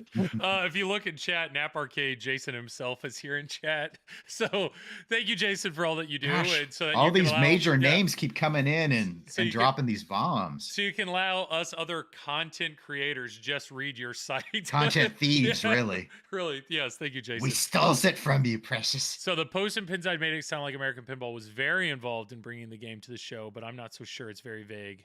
The Dutch individuals who made the game actually work started after I wrote this, that America has not approached them to get their code or fixes. No, I don't like that. So you're saying these Dutch guys took their non-working games, wrote their own code, and made it fixed. And Jason, what you're saying here in chat is those guys were not involved. So American Pinball is using their own people. No, it sounds like what he's saying is that American Pinball didn't come to the Dutch guys and say, hey, we want to have access to your code and software so we can update and sell games. Yeah, but I'm saying we know the Dutch guys have a working one. Right. So if American Pinball is bringing a working one, but they didn't work with the Dutch guys. No, American Pinball sounds like they were helping to get the game to Expo. Oh. But I see it as two separate things. And Jason can clarify. It sounds like American Pinball was involved to get the Dutch game to the show, but American Pinball has not asked them for the assets so that they can sell these things and build more of them. I was hoping Dave isn't like back in the warehouse and hey, we have a Magic Girl here that's not finished, you know. Let me speak directly to him, Dave. If you're listening, because everyone else is in the stream tonight. Yeah. We got Ray Day, we got Jason Knapp, we got Elwin, we got Zach in his purported hot tub, which is really just a lukewarm bath. Yeah. Don't do it. Yeah. I've been in this hobby over 5 years, man. Don't do it. Do not sell Magic Girl. Let it die. Just let it die. Yeah. You're welcome. All right, I'm done. You can. So one question I have is they fixed it. Does that mean they've actually modified the playfield? Because there were some really, really major issues with a lot of the mechs on the playfield. Or did Yeah. they just change the code so you're gonna avoid these things? Like, it's very vague. There wasn't a lot of Right. information as to what was coming. Is it just, hey, look, we have a Magic Girl that didn't work before. We've made some changes to the software, and now it works. Or is it we've tweaked a lot of the mechs, we've changed some of the playfield layout, and now we have a working Magic Girl? Well, So there's no indication of that. David here in chat has a really good point. AP wants to test the waters on what these Dutch guys have done. If it plays well and gets buzz going, I bet they will try to produce it. Is that David Fix? Is that No, is that the David who answered? David, are you high? Yeah.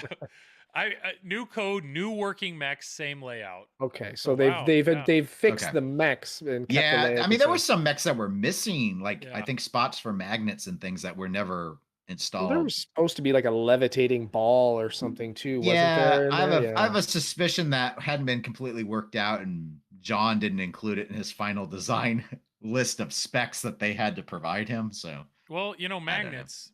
No one really knows how they work, so maybe the Dutch they're, guys figured it you know, out. Yeah. tides go in, tides go out. It's a beautiful game. There's no denying that. But Mhm. Yeah, it'll the be art is something. amazing. It'll be something for everybody to line up with. And yeah, I mean, David Fix, I feel like in a lot of his recent interviews, it seems like he's willing to do everything. So it's just like, yeah, I mean, if people want that, maybe we will do that. Maybe we will work on that. So I think Dave here in chat had a really good idea of if this plays well, it wouldn't surprise me if Dave Fix would be like, we're gonna we're gonna throw up their sixth line or something, and maybe we'll start making Magic Girls. I don't know. It's the reason I've seen in chats. There were some statements about it and about it being my concern isn't that it's a Papa Duke project, though I do have some thoughts on that. The whole IP with Magic Girl is a giant mess. This is not worth getting into. There was some thoughts that Deeproot was acting like they had it. My understanding is Pantasia owns the right to this. Yeah, there were issues about how I think Jeremy ended up selling the rights to his art to Deeproot and what's going on with that with bankruptcy. This is not a project that is worth investing dollars in. If you think it's going to be profitable. If people want to have fun and make these come to life, more power to them. If they want to show it off at Expo, great. I mean, Expo needs all the help it can get to actually make that show worth something. But that this is a commercial project needs to be let go. It is a failed project that's already cost a lot of people money, and there's pending litigation still against John about these. It's just not worth getting into. Don't mess with this. I mean, no doubt the art package is incredible, but to be honest, if that's what you're going after, then hire Zombie Eddie to do a new art package on a new game, or there's some amazing artists out there. So there are so many potential good new games that can happen. And this is just a me thing, I guess, but I don't understand why pinball sometimes gets stuck in this. Like, I'm sure there are people that are fantasizing about bringing Razas to life, and it's like, it wasn't a very good game from those that got to try the prototypes. Why not let that go and move on to some new cool concept instead? There are plenty of great ideas out there. We don't need to spend 8 years trying to get this kind of has-been wannabe half-baked thing going on a commercial level. Totally understand people like home brewing and finding solutions. There's a fun engineering challenge to that. But from a commercial operational standpoint, it seems like a big waste of resources for something that's really not going to sell very well. Yeah. In my opinion, of course. It's a good point. And it kind of to lead to another topic though, is you've talked about there's all these there's other new games or something. There's other things you could put that on or move forward to. There's been rumors, and I think Dennis, you've even said it either with Eclectic Gamers or somewhere else. I think there are rumors that there are other pinball manufacturers on the horizon, or there are rumors of new. Mm-hmm. And my question is like, do we care? Like there's a lot of people that talk about I'm making a game or I want to produce a game. I know I know the Buffalo guys go off all the time on, I forget what the companies that they're like an Australian company that they're blowing up, and it's just Ballarama. Yep. And then with their basketball, they have Yeah. a basketball game coming out or something. Yeah. But like to me, if people are talking of, it's like, hey, there's rumors that there's going to be another, potential like American pinball manufacturer. Like I'm just at the point where until you produce a game and show me your manufacturing capabilities, like I just don't want to get excited. I just don't. I don't personally care. I don't. Do the three of you guys like? Well, You Mm-mm. look at care? up here in Canada. We have out in the West Coast in BC, we have Pinball Adventures, right? And Yeah. they've been posting pretty regularly a lot of sculpts on their game, Punny Factory, and I believe there was a few years ago when they first started out, they had 6 or 7 titles already, named and everything, but we still haven't seen an actual game. We've seen a playfield, we've seen a couple sculpts here and there, but we've seen nothing from them. So, these new manufacturers, there's going to be a lot of people that are skeptical, like very, very skeptical, because you have Spooky, you have Stern, you have JJP. Those are your three like major and American Pinball. Those are your 4 sort of major manufacturers, and anybody else who's tried to get in the game. I guess you have that the one in Australia who's making Celts or Celts and Fathom. Haggis. Yeah, the Haggis. They're starting to make a name for themselves, but a lot of these other ones, you have the Highway Pinball, the Deep Root, the Zidware, all these companies, they went under, and I think there's going to be a lot of skepticism with new companies coming into. And do we need them? Do we actually need more pinball manufacturers? Really? Well, I mean, I know we're all addicted. We're all addicted to this hobby. We all want Yep. more pinball. We're all clamoring for the next release. But it's just interesting when you have established company. Like I would say Multimorphic is an established company. They've been around a long time. They finally got a theme. They got Weird Al. They sold 1,000 of them, but yet there's still concern. There's still worry there because where's the manufacturing? Are they manufacturing fast enough for people to like be happy with that or whatnot? I mean, it's just, and they're established. They're already like known in the industry. People have already received product for them. So I can say all that, and I've been in the hobby long enough now to have seen these companies that people worry about.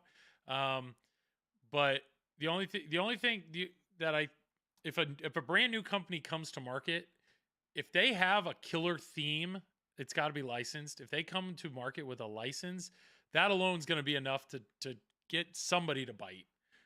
But I don't know. I just don't care enough about if it's a new company with no. If they come with an unlicensed game, I'm just at a point where it's like you gotta put it out. Like I don't know. Like I don't want to hear your talk. Just Yeah. get your Don't games say out. anything until you're ready to put the game out then, right? Mhm. If you're going to take years and years and show us little bits of, I'm sorry, but I'm going to say useless things a lot of the time, then you're going to lose interest in the company and move on, right? Yeah. Come in, have something ready or at least close to ready that you can show, and maybe you'll gain some interest from there. But I mean, there a lot of enthusiasts have sort of short-term memory. You see a game come out, it's hot, right? Like, Rush is hot, and then Toy Story is hot, but it's only for a short period of time, and then we sort of forget about it and move on to the next thing. So if you're going to show me these little things and then take years to actually come out with something, most of us are going to forget about it and move on to the next thing coming out, right?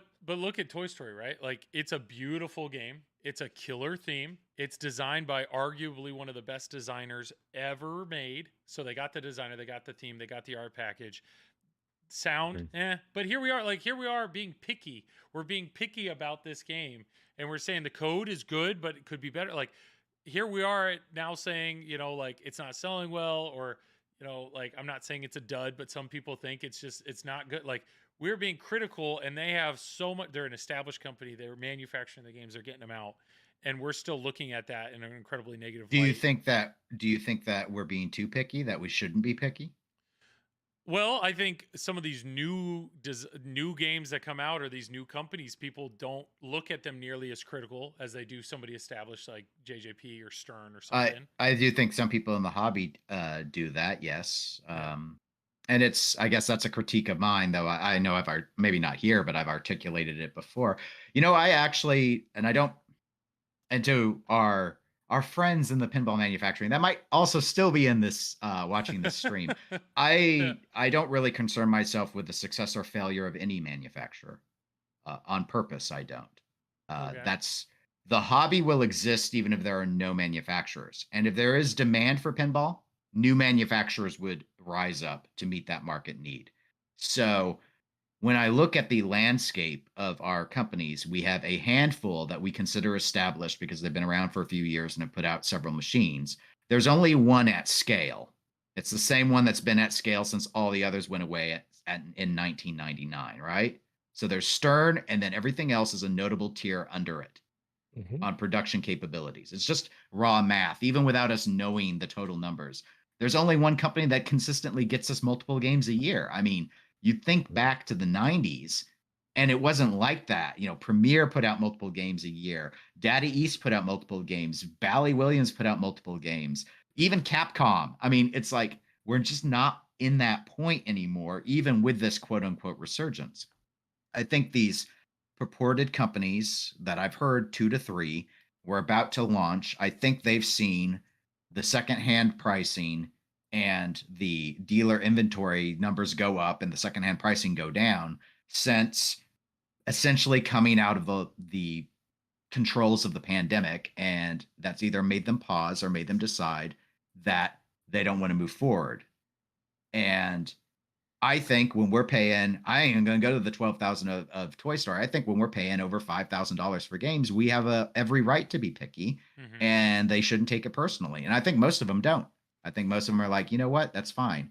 Dennis can criticize any, the sound package on whatever game I want to, the call outs in Jurassic Park, and they'll get over it. At this price, if I paid it, it's completely reasonable.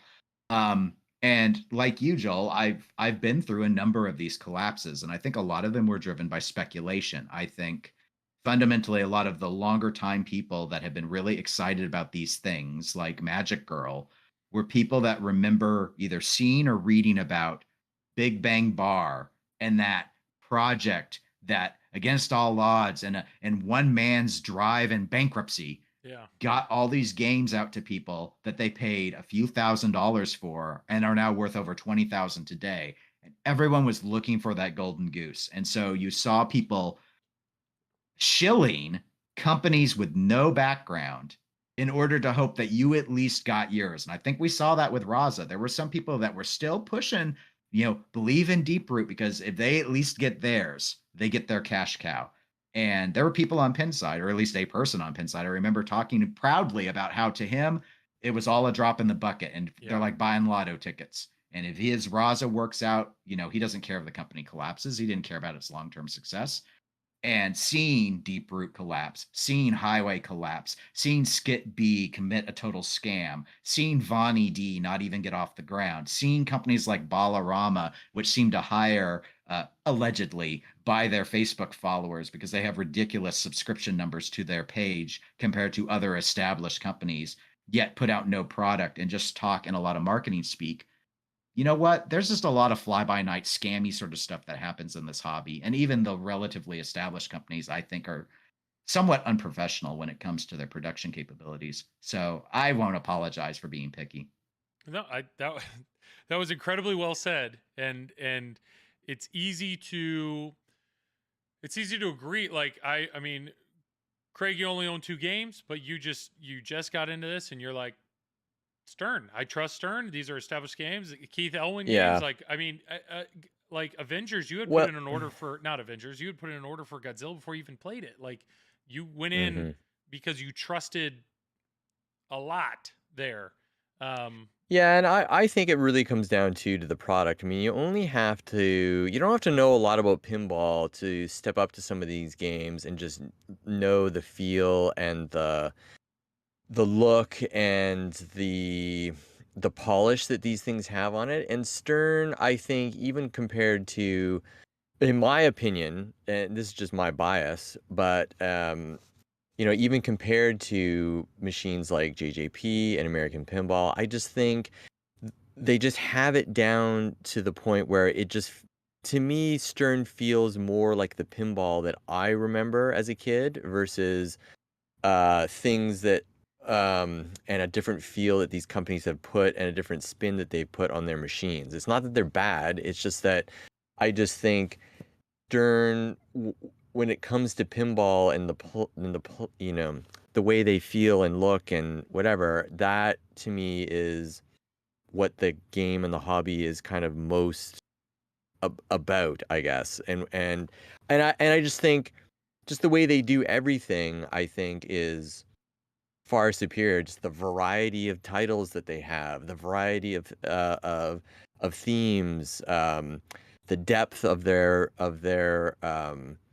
coding staff, the art, the variety of artists, just like the list goes on. And they're so superior in every way, in my opinion, that to Dennis's point, it's not even close to number 2 in the hobby. I mean, in my opinion, to the point where I think it's great that there's these other things. I think it keeps Stern, competition is always a good thing. It keeps them on their toes. It's good for, again, just good for the hobby in general. But to me and my own personal bias, short of having just oodles of cash, I would never, I wouldn't even think about buying another machine. Just for all the reasons I said. I just don't think, personally for me, I don't think the product overall is good enough, honestly, for a limited resource. Hey, if these things were $1,000, like a arcade 1-up, I'd be buying, Toy Story 4. I'd buy all of American Pinball games. But when you're talking, back to Dennis's point, when you're talking about machines that are well in excess of $5,000. I mean, $5,000 was back in the 90s. Like when you're into 10,000, you're into 15,000 on the LEs. So it's like, okay, like, first of all, are you even going to do that? And second of all, if are you going to do that on a game that is sort of not quite there? It's good, but it's like the callouts are aggravating. You're going to hear one song played for like a half an hour to drive you insane, which I think that one song drives me crazy even to begin with. You know what I mean? So for me, it's not even close. And again, that's just my own personal bias. And I have nothing against these other companies, and I'm fascinated by them, but it's more of just it's a fascination. It's not a reality, Well, so a few takeaways. So first off, this is a side comment. Being now that you have two machines behind you, there was a dollhouse behind you. Did that get kicked? Did that dollhouse get kicked to the curb? So yes. What? So no, it didn't get kicked to the curb. I'm not that heartless. But we finally got my daughter off to camp for 2 weeks, and I was back not an hour in our house after dropping her off at the bus terminal, and I was literally packing things up and moving things out. I'm like, yes. Now I have free time to actually do this with no one saying, no, don't touch Barbie. No. Okay, yeah. I was just dollhouse traded for a maiden. Sometimes you just have to do things for the, I greatly like how you're just kind of like, no, these toys, this dollhouse, they're going out of here. I'm moving them, kids out of the way, and I was respecting a lot of it, but even for me, Craig, the part where you just took her and threw her off at the bus stop and just were like, just for 2 wait weeks. for a bus, take you to camp, get out of here. I mean, in the rain of all things. I'm just exactly. No. She might still be out at the bus stop right now. We don't know. Yeah, it's true. It's true. No, she did. And actually, much to my whole theory was, if I could get some things shifted around in our place, there'd be less hassle when she came back and just sort of saw the net result of it all. And I was right. I was right at the end of the day. There you go. Well, you won too, because I mean, 2 pinball machines. Yeah. So sorry for the tangent has there. taken over. Yeah. Sorry for the tangent there, but when she gets home, when she gets home and she asks Daddy, "Where are my Barbies?" Are you just gonna go? But do maybe better than me. Sorry, honey. I'm on Godzilla right now. I can't answer your question. I can't hear you. I can't. If you want to play Barbies under it, that's fine. But yeah.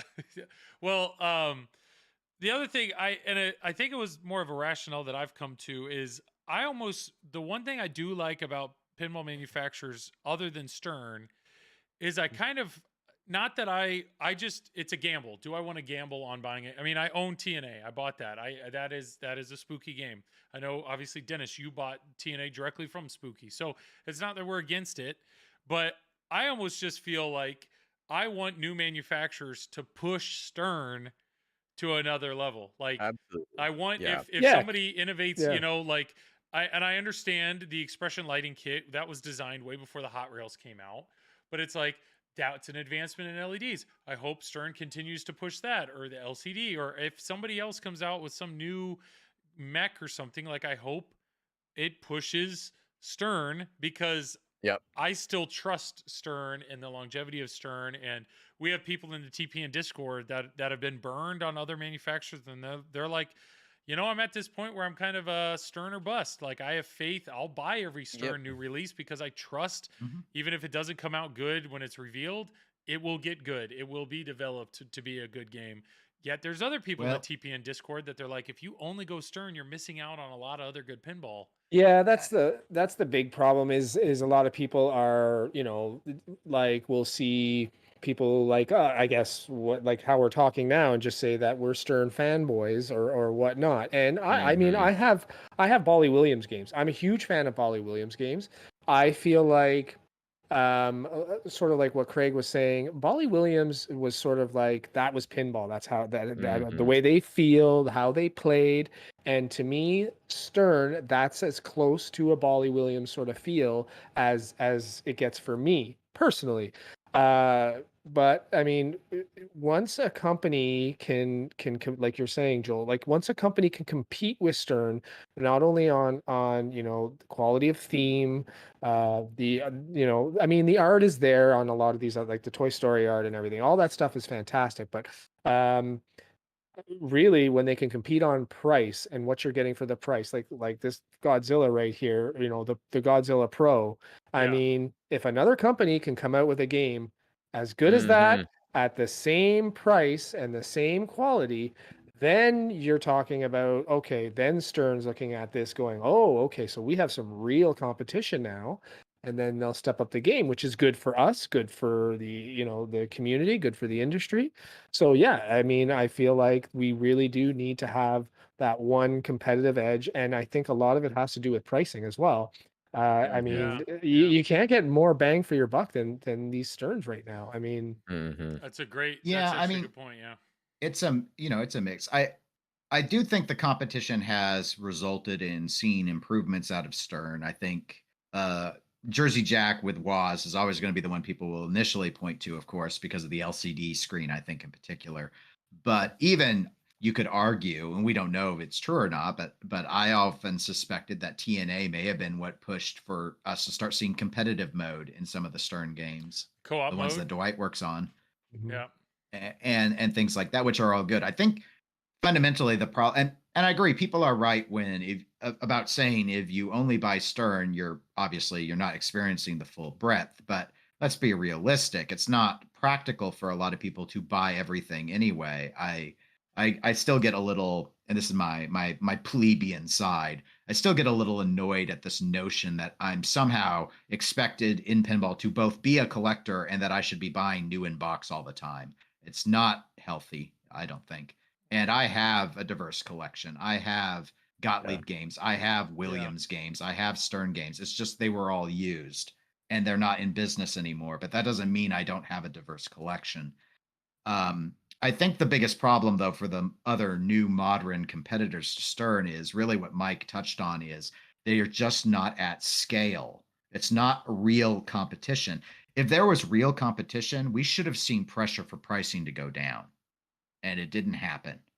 And if Hmm. I guess if anything was to irk me about all these little manufacturers sprouting up, it's like all it has done is it feels like is the pricing's just gotten. I don't mean just for inflation and stuff. Prices rise over time, but just like the notion, and I subscribe to it, that JJP came along and taught Stern, we're not charging enough. Let's bill for more Mhm. and It's more true. and more. And Yep. then you come in, and even the false prophets of like Deep Root coming in saying we're going to offer you you know, Ferrari pinball for Kia prices. And then when we saw their Yeah. pricing, it was above everything else too. And it's like, Yeah. it's just, where is the actual, I wish we would see a manufacturer that would focus so much on consistency of schedule and just solid production. That's what I really want to see. I love that we can say American Pinball's got great build quality. I love that we can say that JJP's got some of the most beautiful pins in the business. But this, we don't even put out a game a year crap has to stop if we want to take them seriously. And I don't consider myself a Stern fanboy in the sense that I'm more than willing and constantly, I feel, criticize Stern when I think they make missteps, and I think they make a lot of them. But they are still the best manufacturer on an objective level. And I wish we would see some others get to that level, but I can't take their hand and drag them there. They got to figure that up themselves. I run a nonprofit. This isn't my world. Yeah. You'd think, I mean, there's all sorts of industries with there's tons of manufacturing experience in the United States. There's no reason that a company has to dink around with, coming on to podcasts and stuff and saying, we're going to put out 3 games a year. And then 5 years in, they're still doing one every 18 months. It's stupid. Well, that is where I mean, there's a lot of hype. Like American Pinball, Dave Fix, he hired everybody in the industry, it seems like. And I mean, and they're saying they're going to open up another line. I would love to see American Pinball start shooting out games. But when the next rumored title is, what is it? The Tank Force? Global Tank Force. It's like, I don't know. I'm like, Dennis Norman games, so it'll probably Galactic. Oh, Galactic. I like that. I'm I like sorry, that. Galactic. Space tanks. Yeah. That makes it completely different now. Space tank. So when I think of a tank, I think of treads and being on the ground, but this is going to be space tank. So I mean, our minds they'll have thrusters as well. I'm hoping for thrusters and lasers. So, but regardless, I mean, it'll probably be a fun game. But it's just like, how is that going to compete with Stern? How do you compete with Rush and Godzilla and these other things? So I hope American Pinball gets to the point where they're making multiple games a year and they start having some amazing big licenses. But unfortunately, Super Awesome Pinball Show, Dave Fix is bragging about how great unlicensed games are because you can have lunchboxes and action figures and do more with an unlicensed theme. Like, I still don't get it, Joel. Who buys a lunchbox for an original theme? I will tell you. When I was a kid, I had a G.I. Joe lunchbox and I had a He-Man lunchbox. I didn't have Galactic Soldier Force lunchbox. Yeah, I will tell you right now, though. I mean, my mom might have accidentally bought me a GoBot lunchbox, but there would have been words. Still a theme. It's off-brand, but it's a theme. Exactly, because it should have been like, we have Transformers at home, and Transformers at home was GoBots. I'm not still bitter. To be honest, though, I genuinely want to buy a Galactic Tank Force lunchbox. Like, if they actually make it, I want to buy it. I just think that sounds hilarious. Just because what is this? Oh, that's a pinball theme. I don't know. It just sounds absurd to me, and that's almost one of the reasons I want to buy I mean, I might, and it might be a great game. I might want it if the lunchbox was metal, but I have a suspicion it's going to be some stupid plastic lunchbox.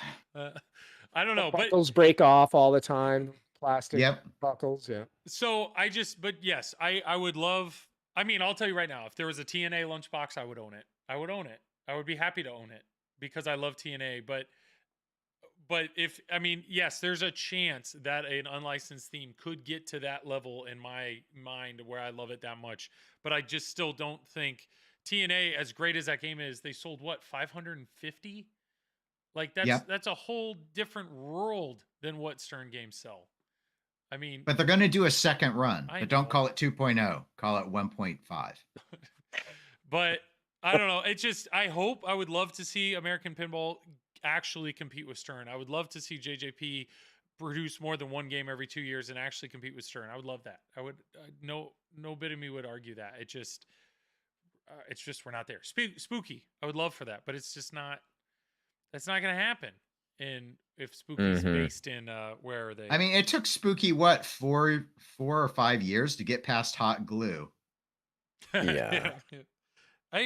But hey, if it pushes Stern, I would love to support it.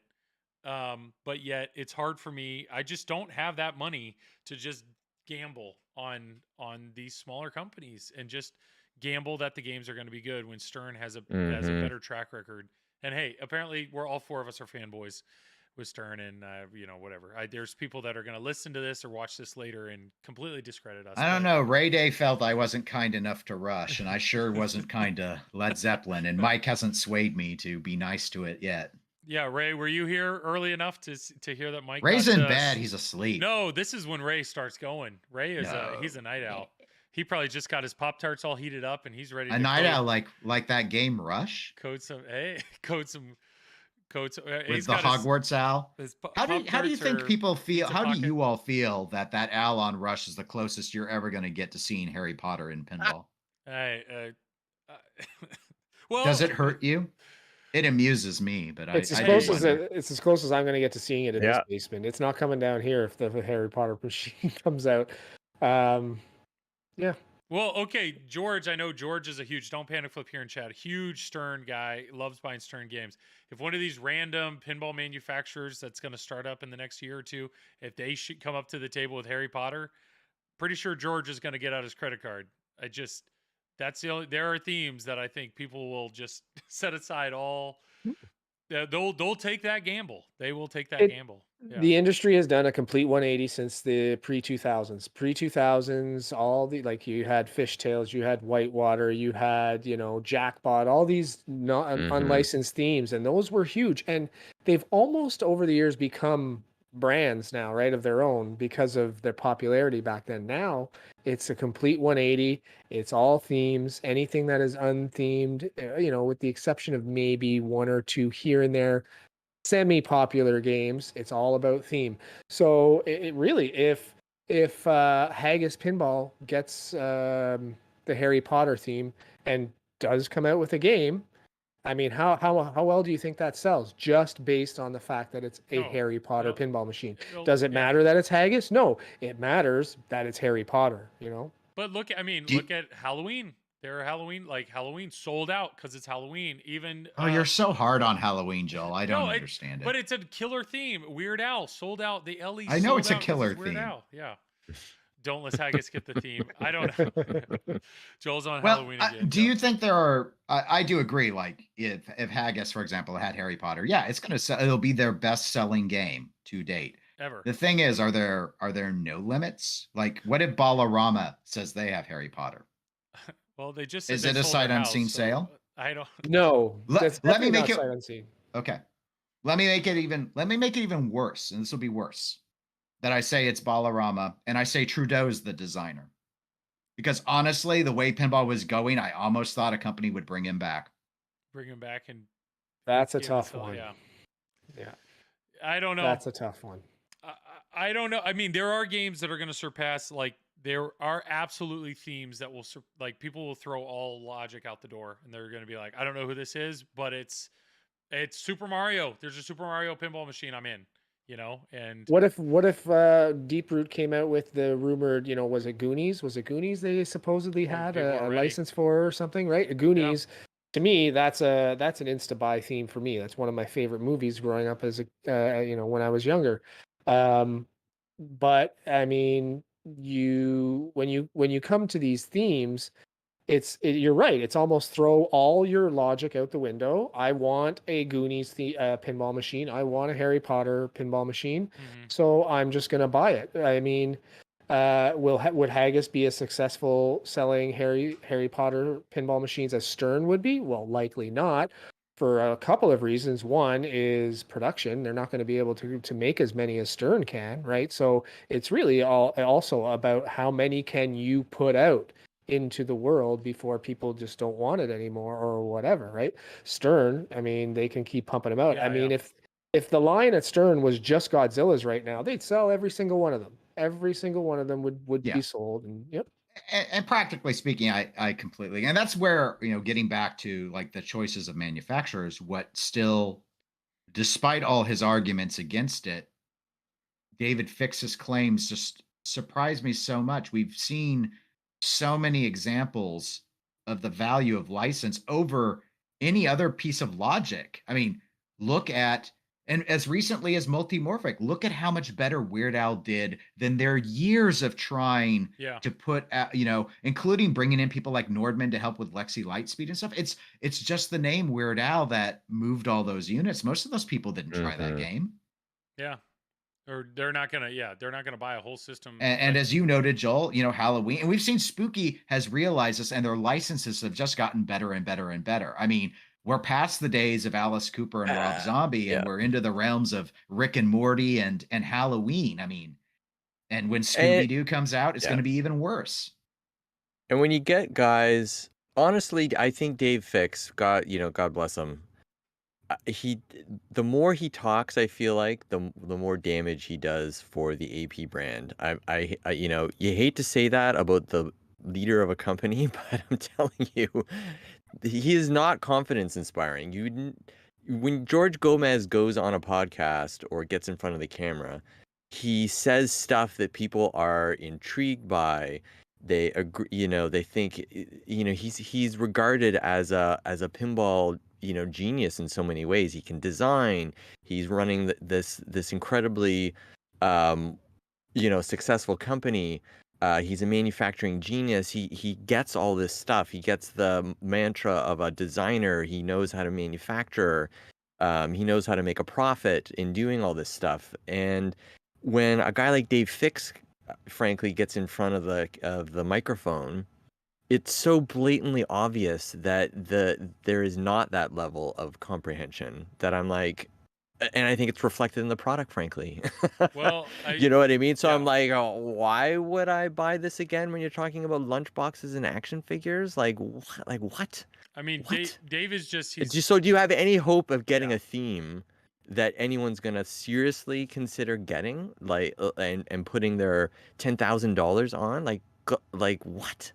So while I find it amusing as hell, and I laugh out loud hearing him, and I think it's extremely entertaining, there's a reality there, which is why people would even consider it. I'm not even sure. And that to me is I think a lot of these companies, frankly, are existing on the popularity of a hobby right now, and on the fact that again, the popularity of the hobby, that they are so desperate for something other than what's there, that there is this overflow, and all of these companies are the beneficiaries of that overflow. I'm being a little bit harsh in that, but anyway, so I frankly think that poor old Dave Fix should just focus, like Dennis was saying, on the manufacturing side and the consistency of bringing out product. Step one. Let's not talk about themes and all the craziness and all these crazy ideas and reinventing a mousetrap that frankly isn't broken. Like, Yeah. Well, give people a theme. It's proven. I Don't even try and go against that. Like, it's so ridiculous an idea. I You know? I do want to state that I, for selfish reasons, would love for him to continue to be in front of all microphones at all points. So I am not in agreement at all that he should step away and focus on anything. Papa needs content, okay? And there have been some slow news weeks, so this is very helpful. But yeah, the manufacturing side, and he may have a focus on the decision on the licenses that he was announcing in that discussion on Super Awesome Pinball Show, a couple months ago, flabbergasted me. It seems to fly in the face of everything we have seen every other company find success with. Yeah. I know there are some diehard pinball fans that long for the glory days of the original license, the original theme, but Yeah. the ones they then- buy are driven by nostalgia, and no one does this anymore. And I So- thought Hot Wheels yeah. was showing that AP got it, but Hot Wheels was Yeah. pre-Dave. Yes. And is it any wonder that we're not seeing more manufacturing happening? Is it any wonder that he's hired all these designers and not much is occurring? Like, so you just have to do the math and add a couple of things up. And in my mind, where there's smoke, there's fire. And I hate to be too judgmental, but I do think it continually leads back to the result, which is, they're going to kick out a game every 2 years. And, is it going to be any good? He's just It'll be okay. He's be okay. very much at a point where he just at this point, just show us something. You've talked a ton. That's something. I mean, George Gomez, George shows us stuff daily, if not weekly. Like, he is doing his job. He's doing everything he's saying he's doing, and things just keep happening. And we're just, once Dave actually starts putting out some games, then sure, maybe. But as of right now, it's all talk. Well, Sonic Pinball is going to save them. Oh, wait a No. minute. That's right. That never. Yeah, they didn't get that license, right? Oh, Yeah. I'm sorry. But I Stern thought doesn't have it. Someone else stole it Somebody, from them, yeah. Precious. So And they can't do I as good was of a so job. uncomfortable hearing that interview. I can't I even know. tell you how uncomfortable You know, I when was. I JP first Just heard, on doesn't so have many it either, levels, I yeah. was so uncomfortable Yeah. with it. when I Anyway. when I first heard that the possibility of that Sonic theme being turned into a game, it really intrigued me because I mean I'm a fan of Sonic, but then hmm I guess the ball got dropped and now we have no idea where it is, and Yeah. it's not And with I- American Pinball. We know that. I saw someone in chat asked, and I thought it was an interesting question: of what if Stern, with Elwin as the designer, put out an original theme? What all do you It think would would sell. happen? It would Yep. sell, but there's I- no way it's going to sell as much as Godzilla. I'm going to go. Well, yes, that's true. I'm going to go further and say it would. I mean, they'll sell units. I would say it will sell worse than any current Mhm. themed one we could think of. Yeah. Even Led Zeppelin. Yeah. And I think that's simply because without the you're really only catering to people who not only know pinball, Yep. they know Elwin, and they love his style of games. I know competitive people who don't know the designers. They just know I like that game, and that game. And I say, oh yeah, Yeah. that's a Richie, and that's an Elwin, and that's a Borg. And they're like, I don't know who those people are. I just know what's good. And Yeah.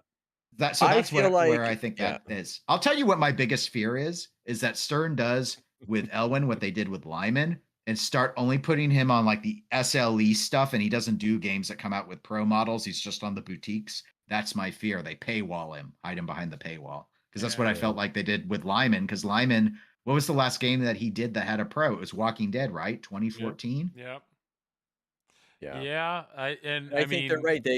They I don't think Stern would even consider a non-licensed theme anymore. And I think the only reason they went back to Black Knight Sort of Rage is because, to Mike's point, there is some nostalgia there that was already established, and that Black Knight license was a, again, quote unquote, beloved title from Steve Ritchie. So I think they've humored him in allowing him to go back to the well again. But I think so.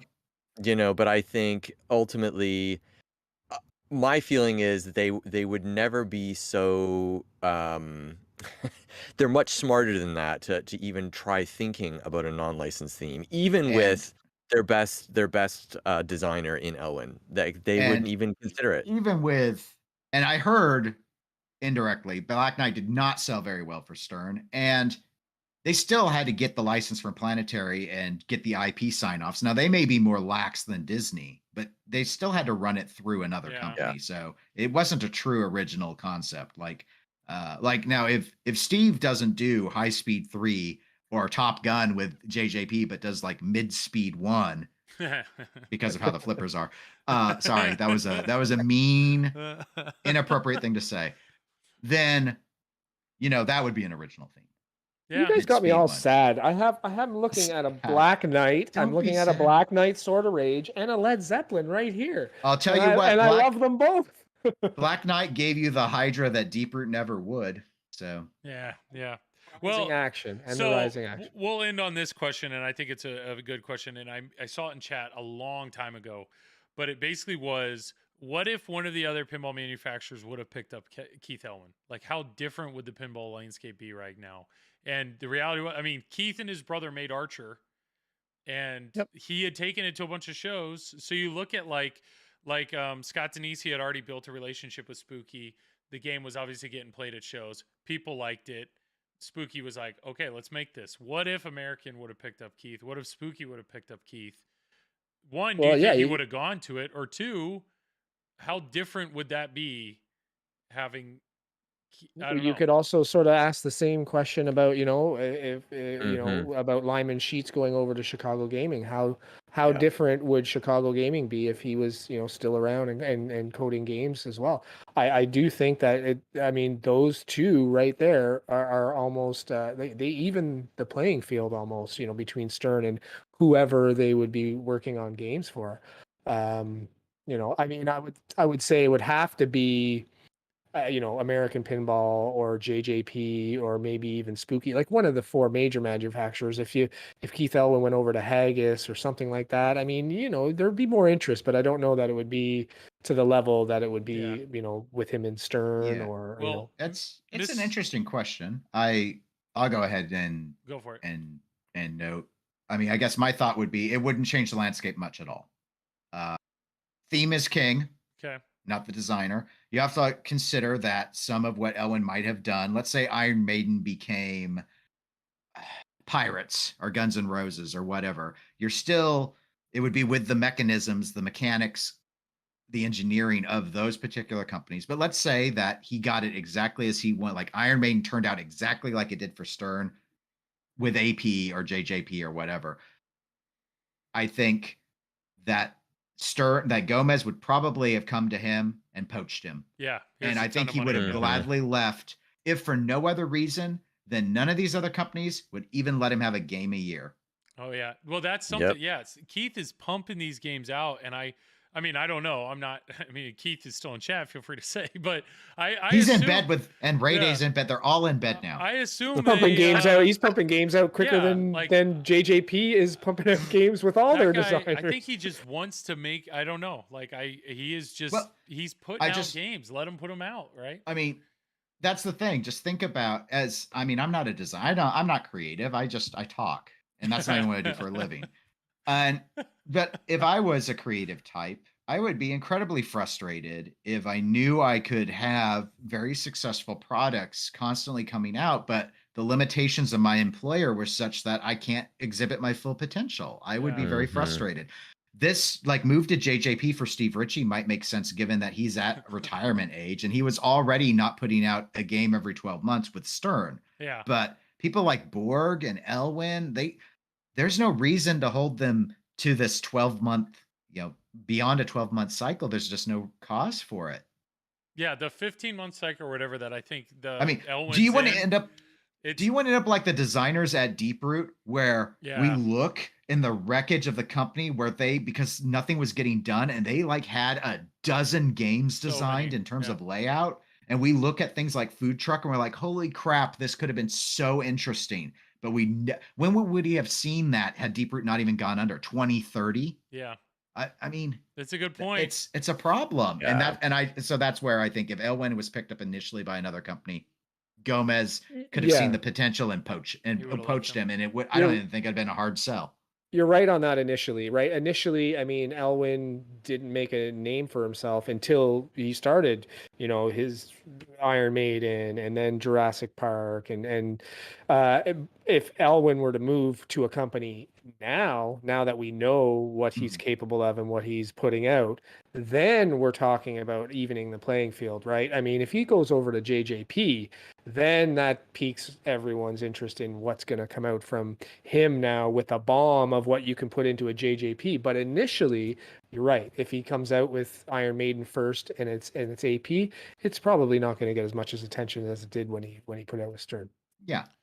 I think the other manufacturers would have tried. I mean, I've heard that, they go around, they try these other games from the other companies. And so there may have been some internal stuff. But yeah, Elwin came along. We knew he was a great player, but we didn't know he was a great designer other than those few that had tried Arch. I mean, I didn't know.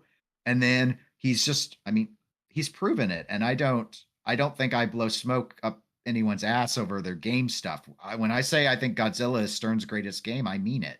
It's just what it is. So I think it's actually I'd go even further. I just think it's the greatest modern pinball game that's ever been created. I mean, I think it's that good. They've taken so many great ideas and then added a few others in there to create the pinnacle. I think for now anyway, I just think it's going to be very difficult in the future for a designer or a company period to do much better than that. Now, hopefully they do. I mean, hopefully Stern trumps himself or Elwin trumps himself in the future. And that's where I think it's going to be interesting, is to see what his next one is going to be after this, because this is a toughie, I think, because it has so much in it that I think it's going to be so difficult for them to one up that. But hey, well, the good news is they don't have to one up it. As long as the game is good, people will eventually get tired of playing even a great game. And so that's the attract. I mean, that's Yes, why yes. operators That's would true. cycle out Yep. games. Is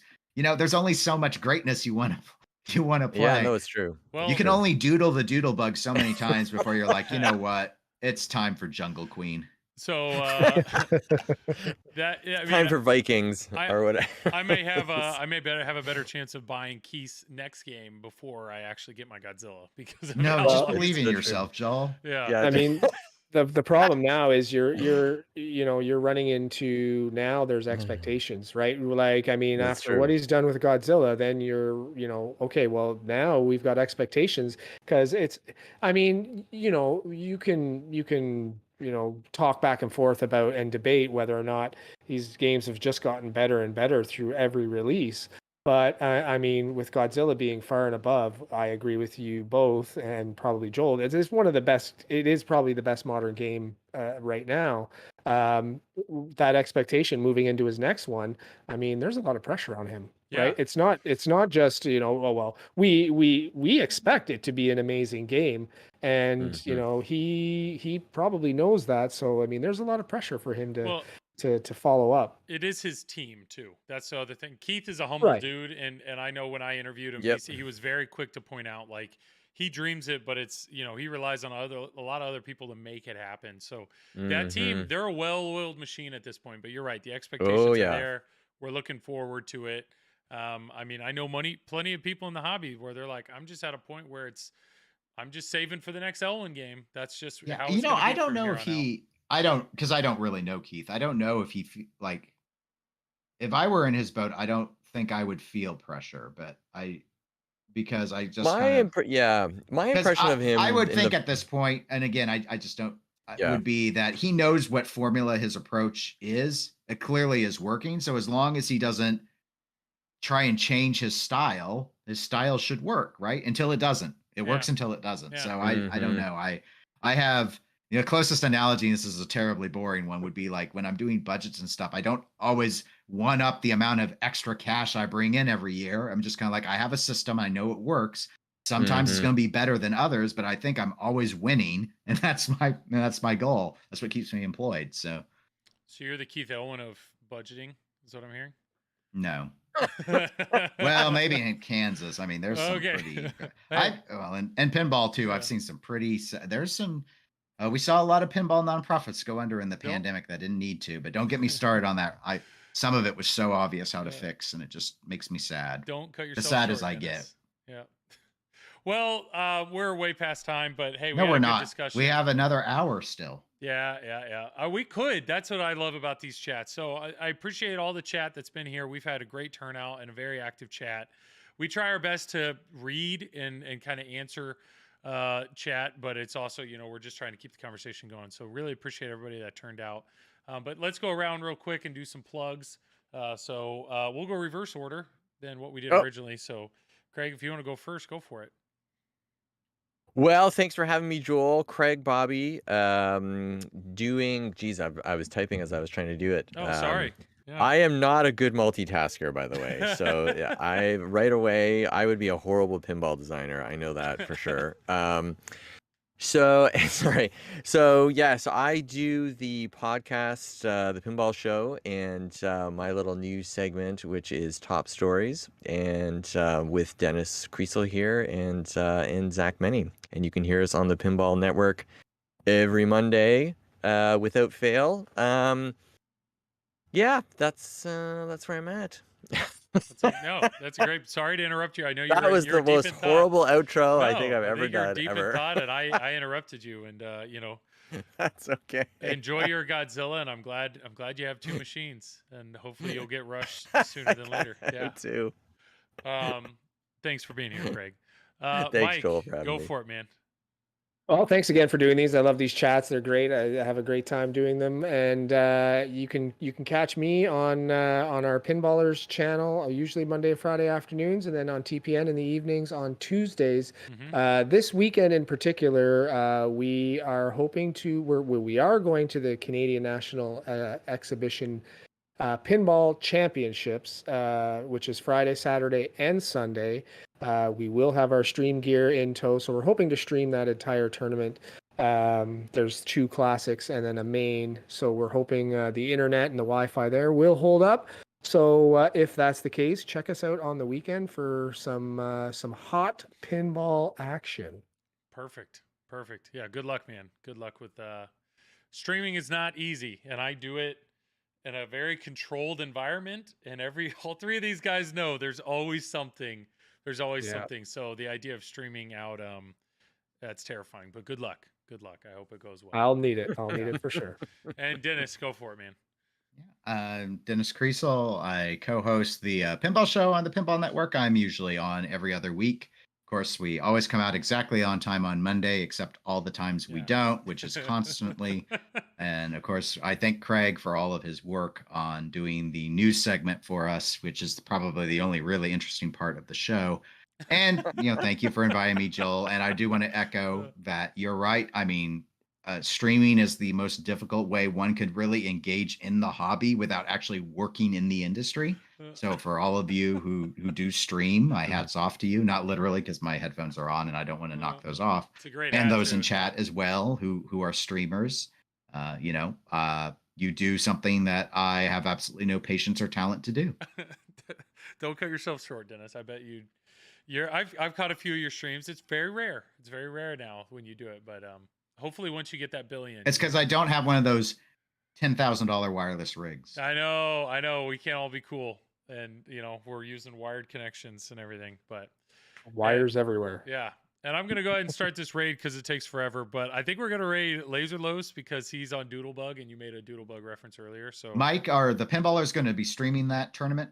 I see a question. It'll be on the pinballers. Yeah. Like I said, provided the internet in the area works. So I mean, it's supposed to. So yes. I hope, man. I hope. And for everybody that's still here, yes, my name is Joel. This is the Flippin' Out stream. Once again, thank you for Zach and Nicole for letting me borrow games so that I can stream them for you. I am streaming on the Flippin' Out channel. You can see it over there on the left. Twitch.tv/Flippin'OutPinball. I will be streaming tomorrow night. I'll probably be playing some more Toy Story. I'm telling you, I'm close. I'm telling you, I'm close. I'm looking forward to that. But yeah, I enjoy doing these. I do these every other Wednesday. So once again, if you're catching this after the fact, if you happen to be on YouTube or whatnot, every other Wednesday, typically around 10 Eastern Daylight Time, and 10 to midnight, 10 to 12:30, something like that. So that's it for plugs. We got, I don't know, judging on the bar, we got about, I don't know, another minute before this raid actually happens. Toy Story 4 send-off. I don't think so. There are rumors that there's a new Stern game coming soon. I guess if we're going to follow their typical thing.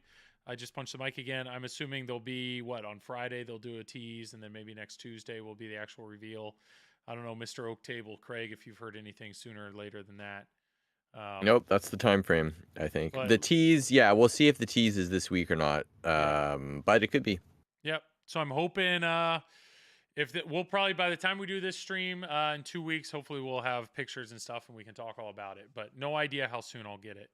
And there goes the stream. So it's gone. If anybody's still here, thanks for being here and have a great night.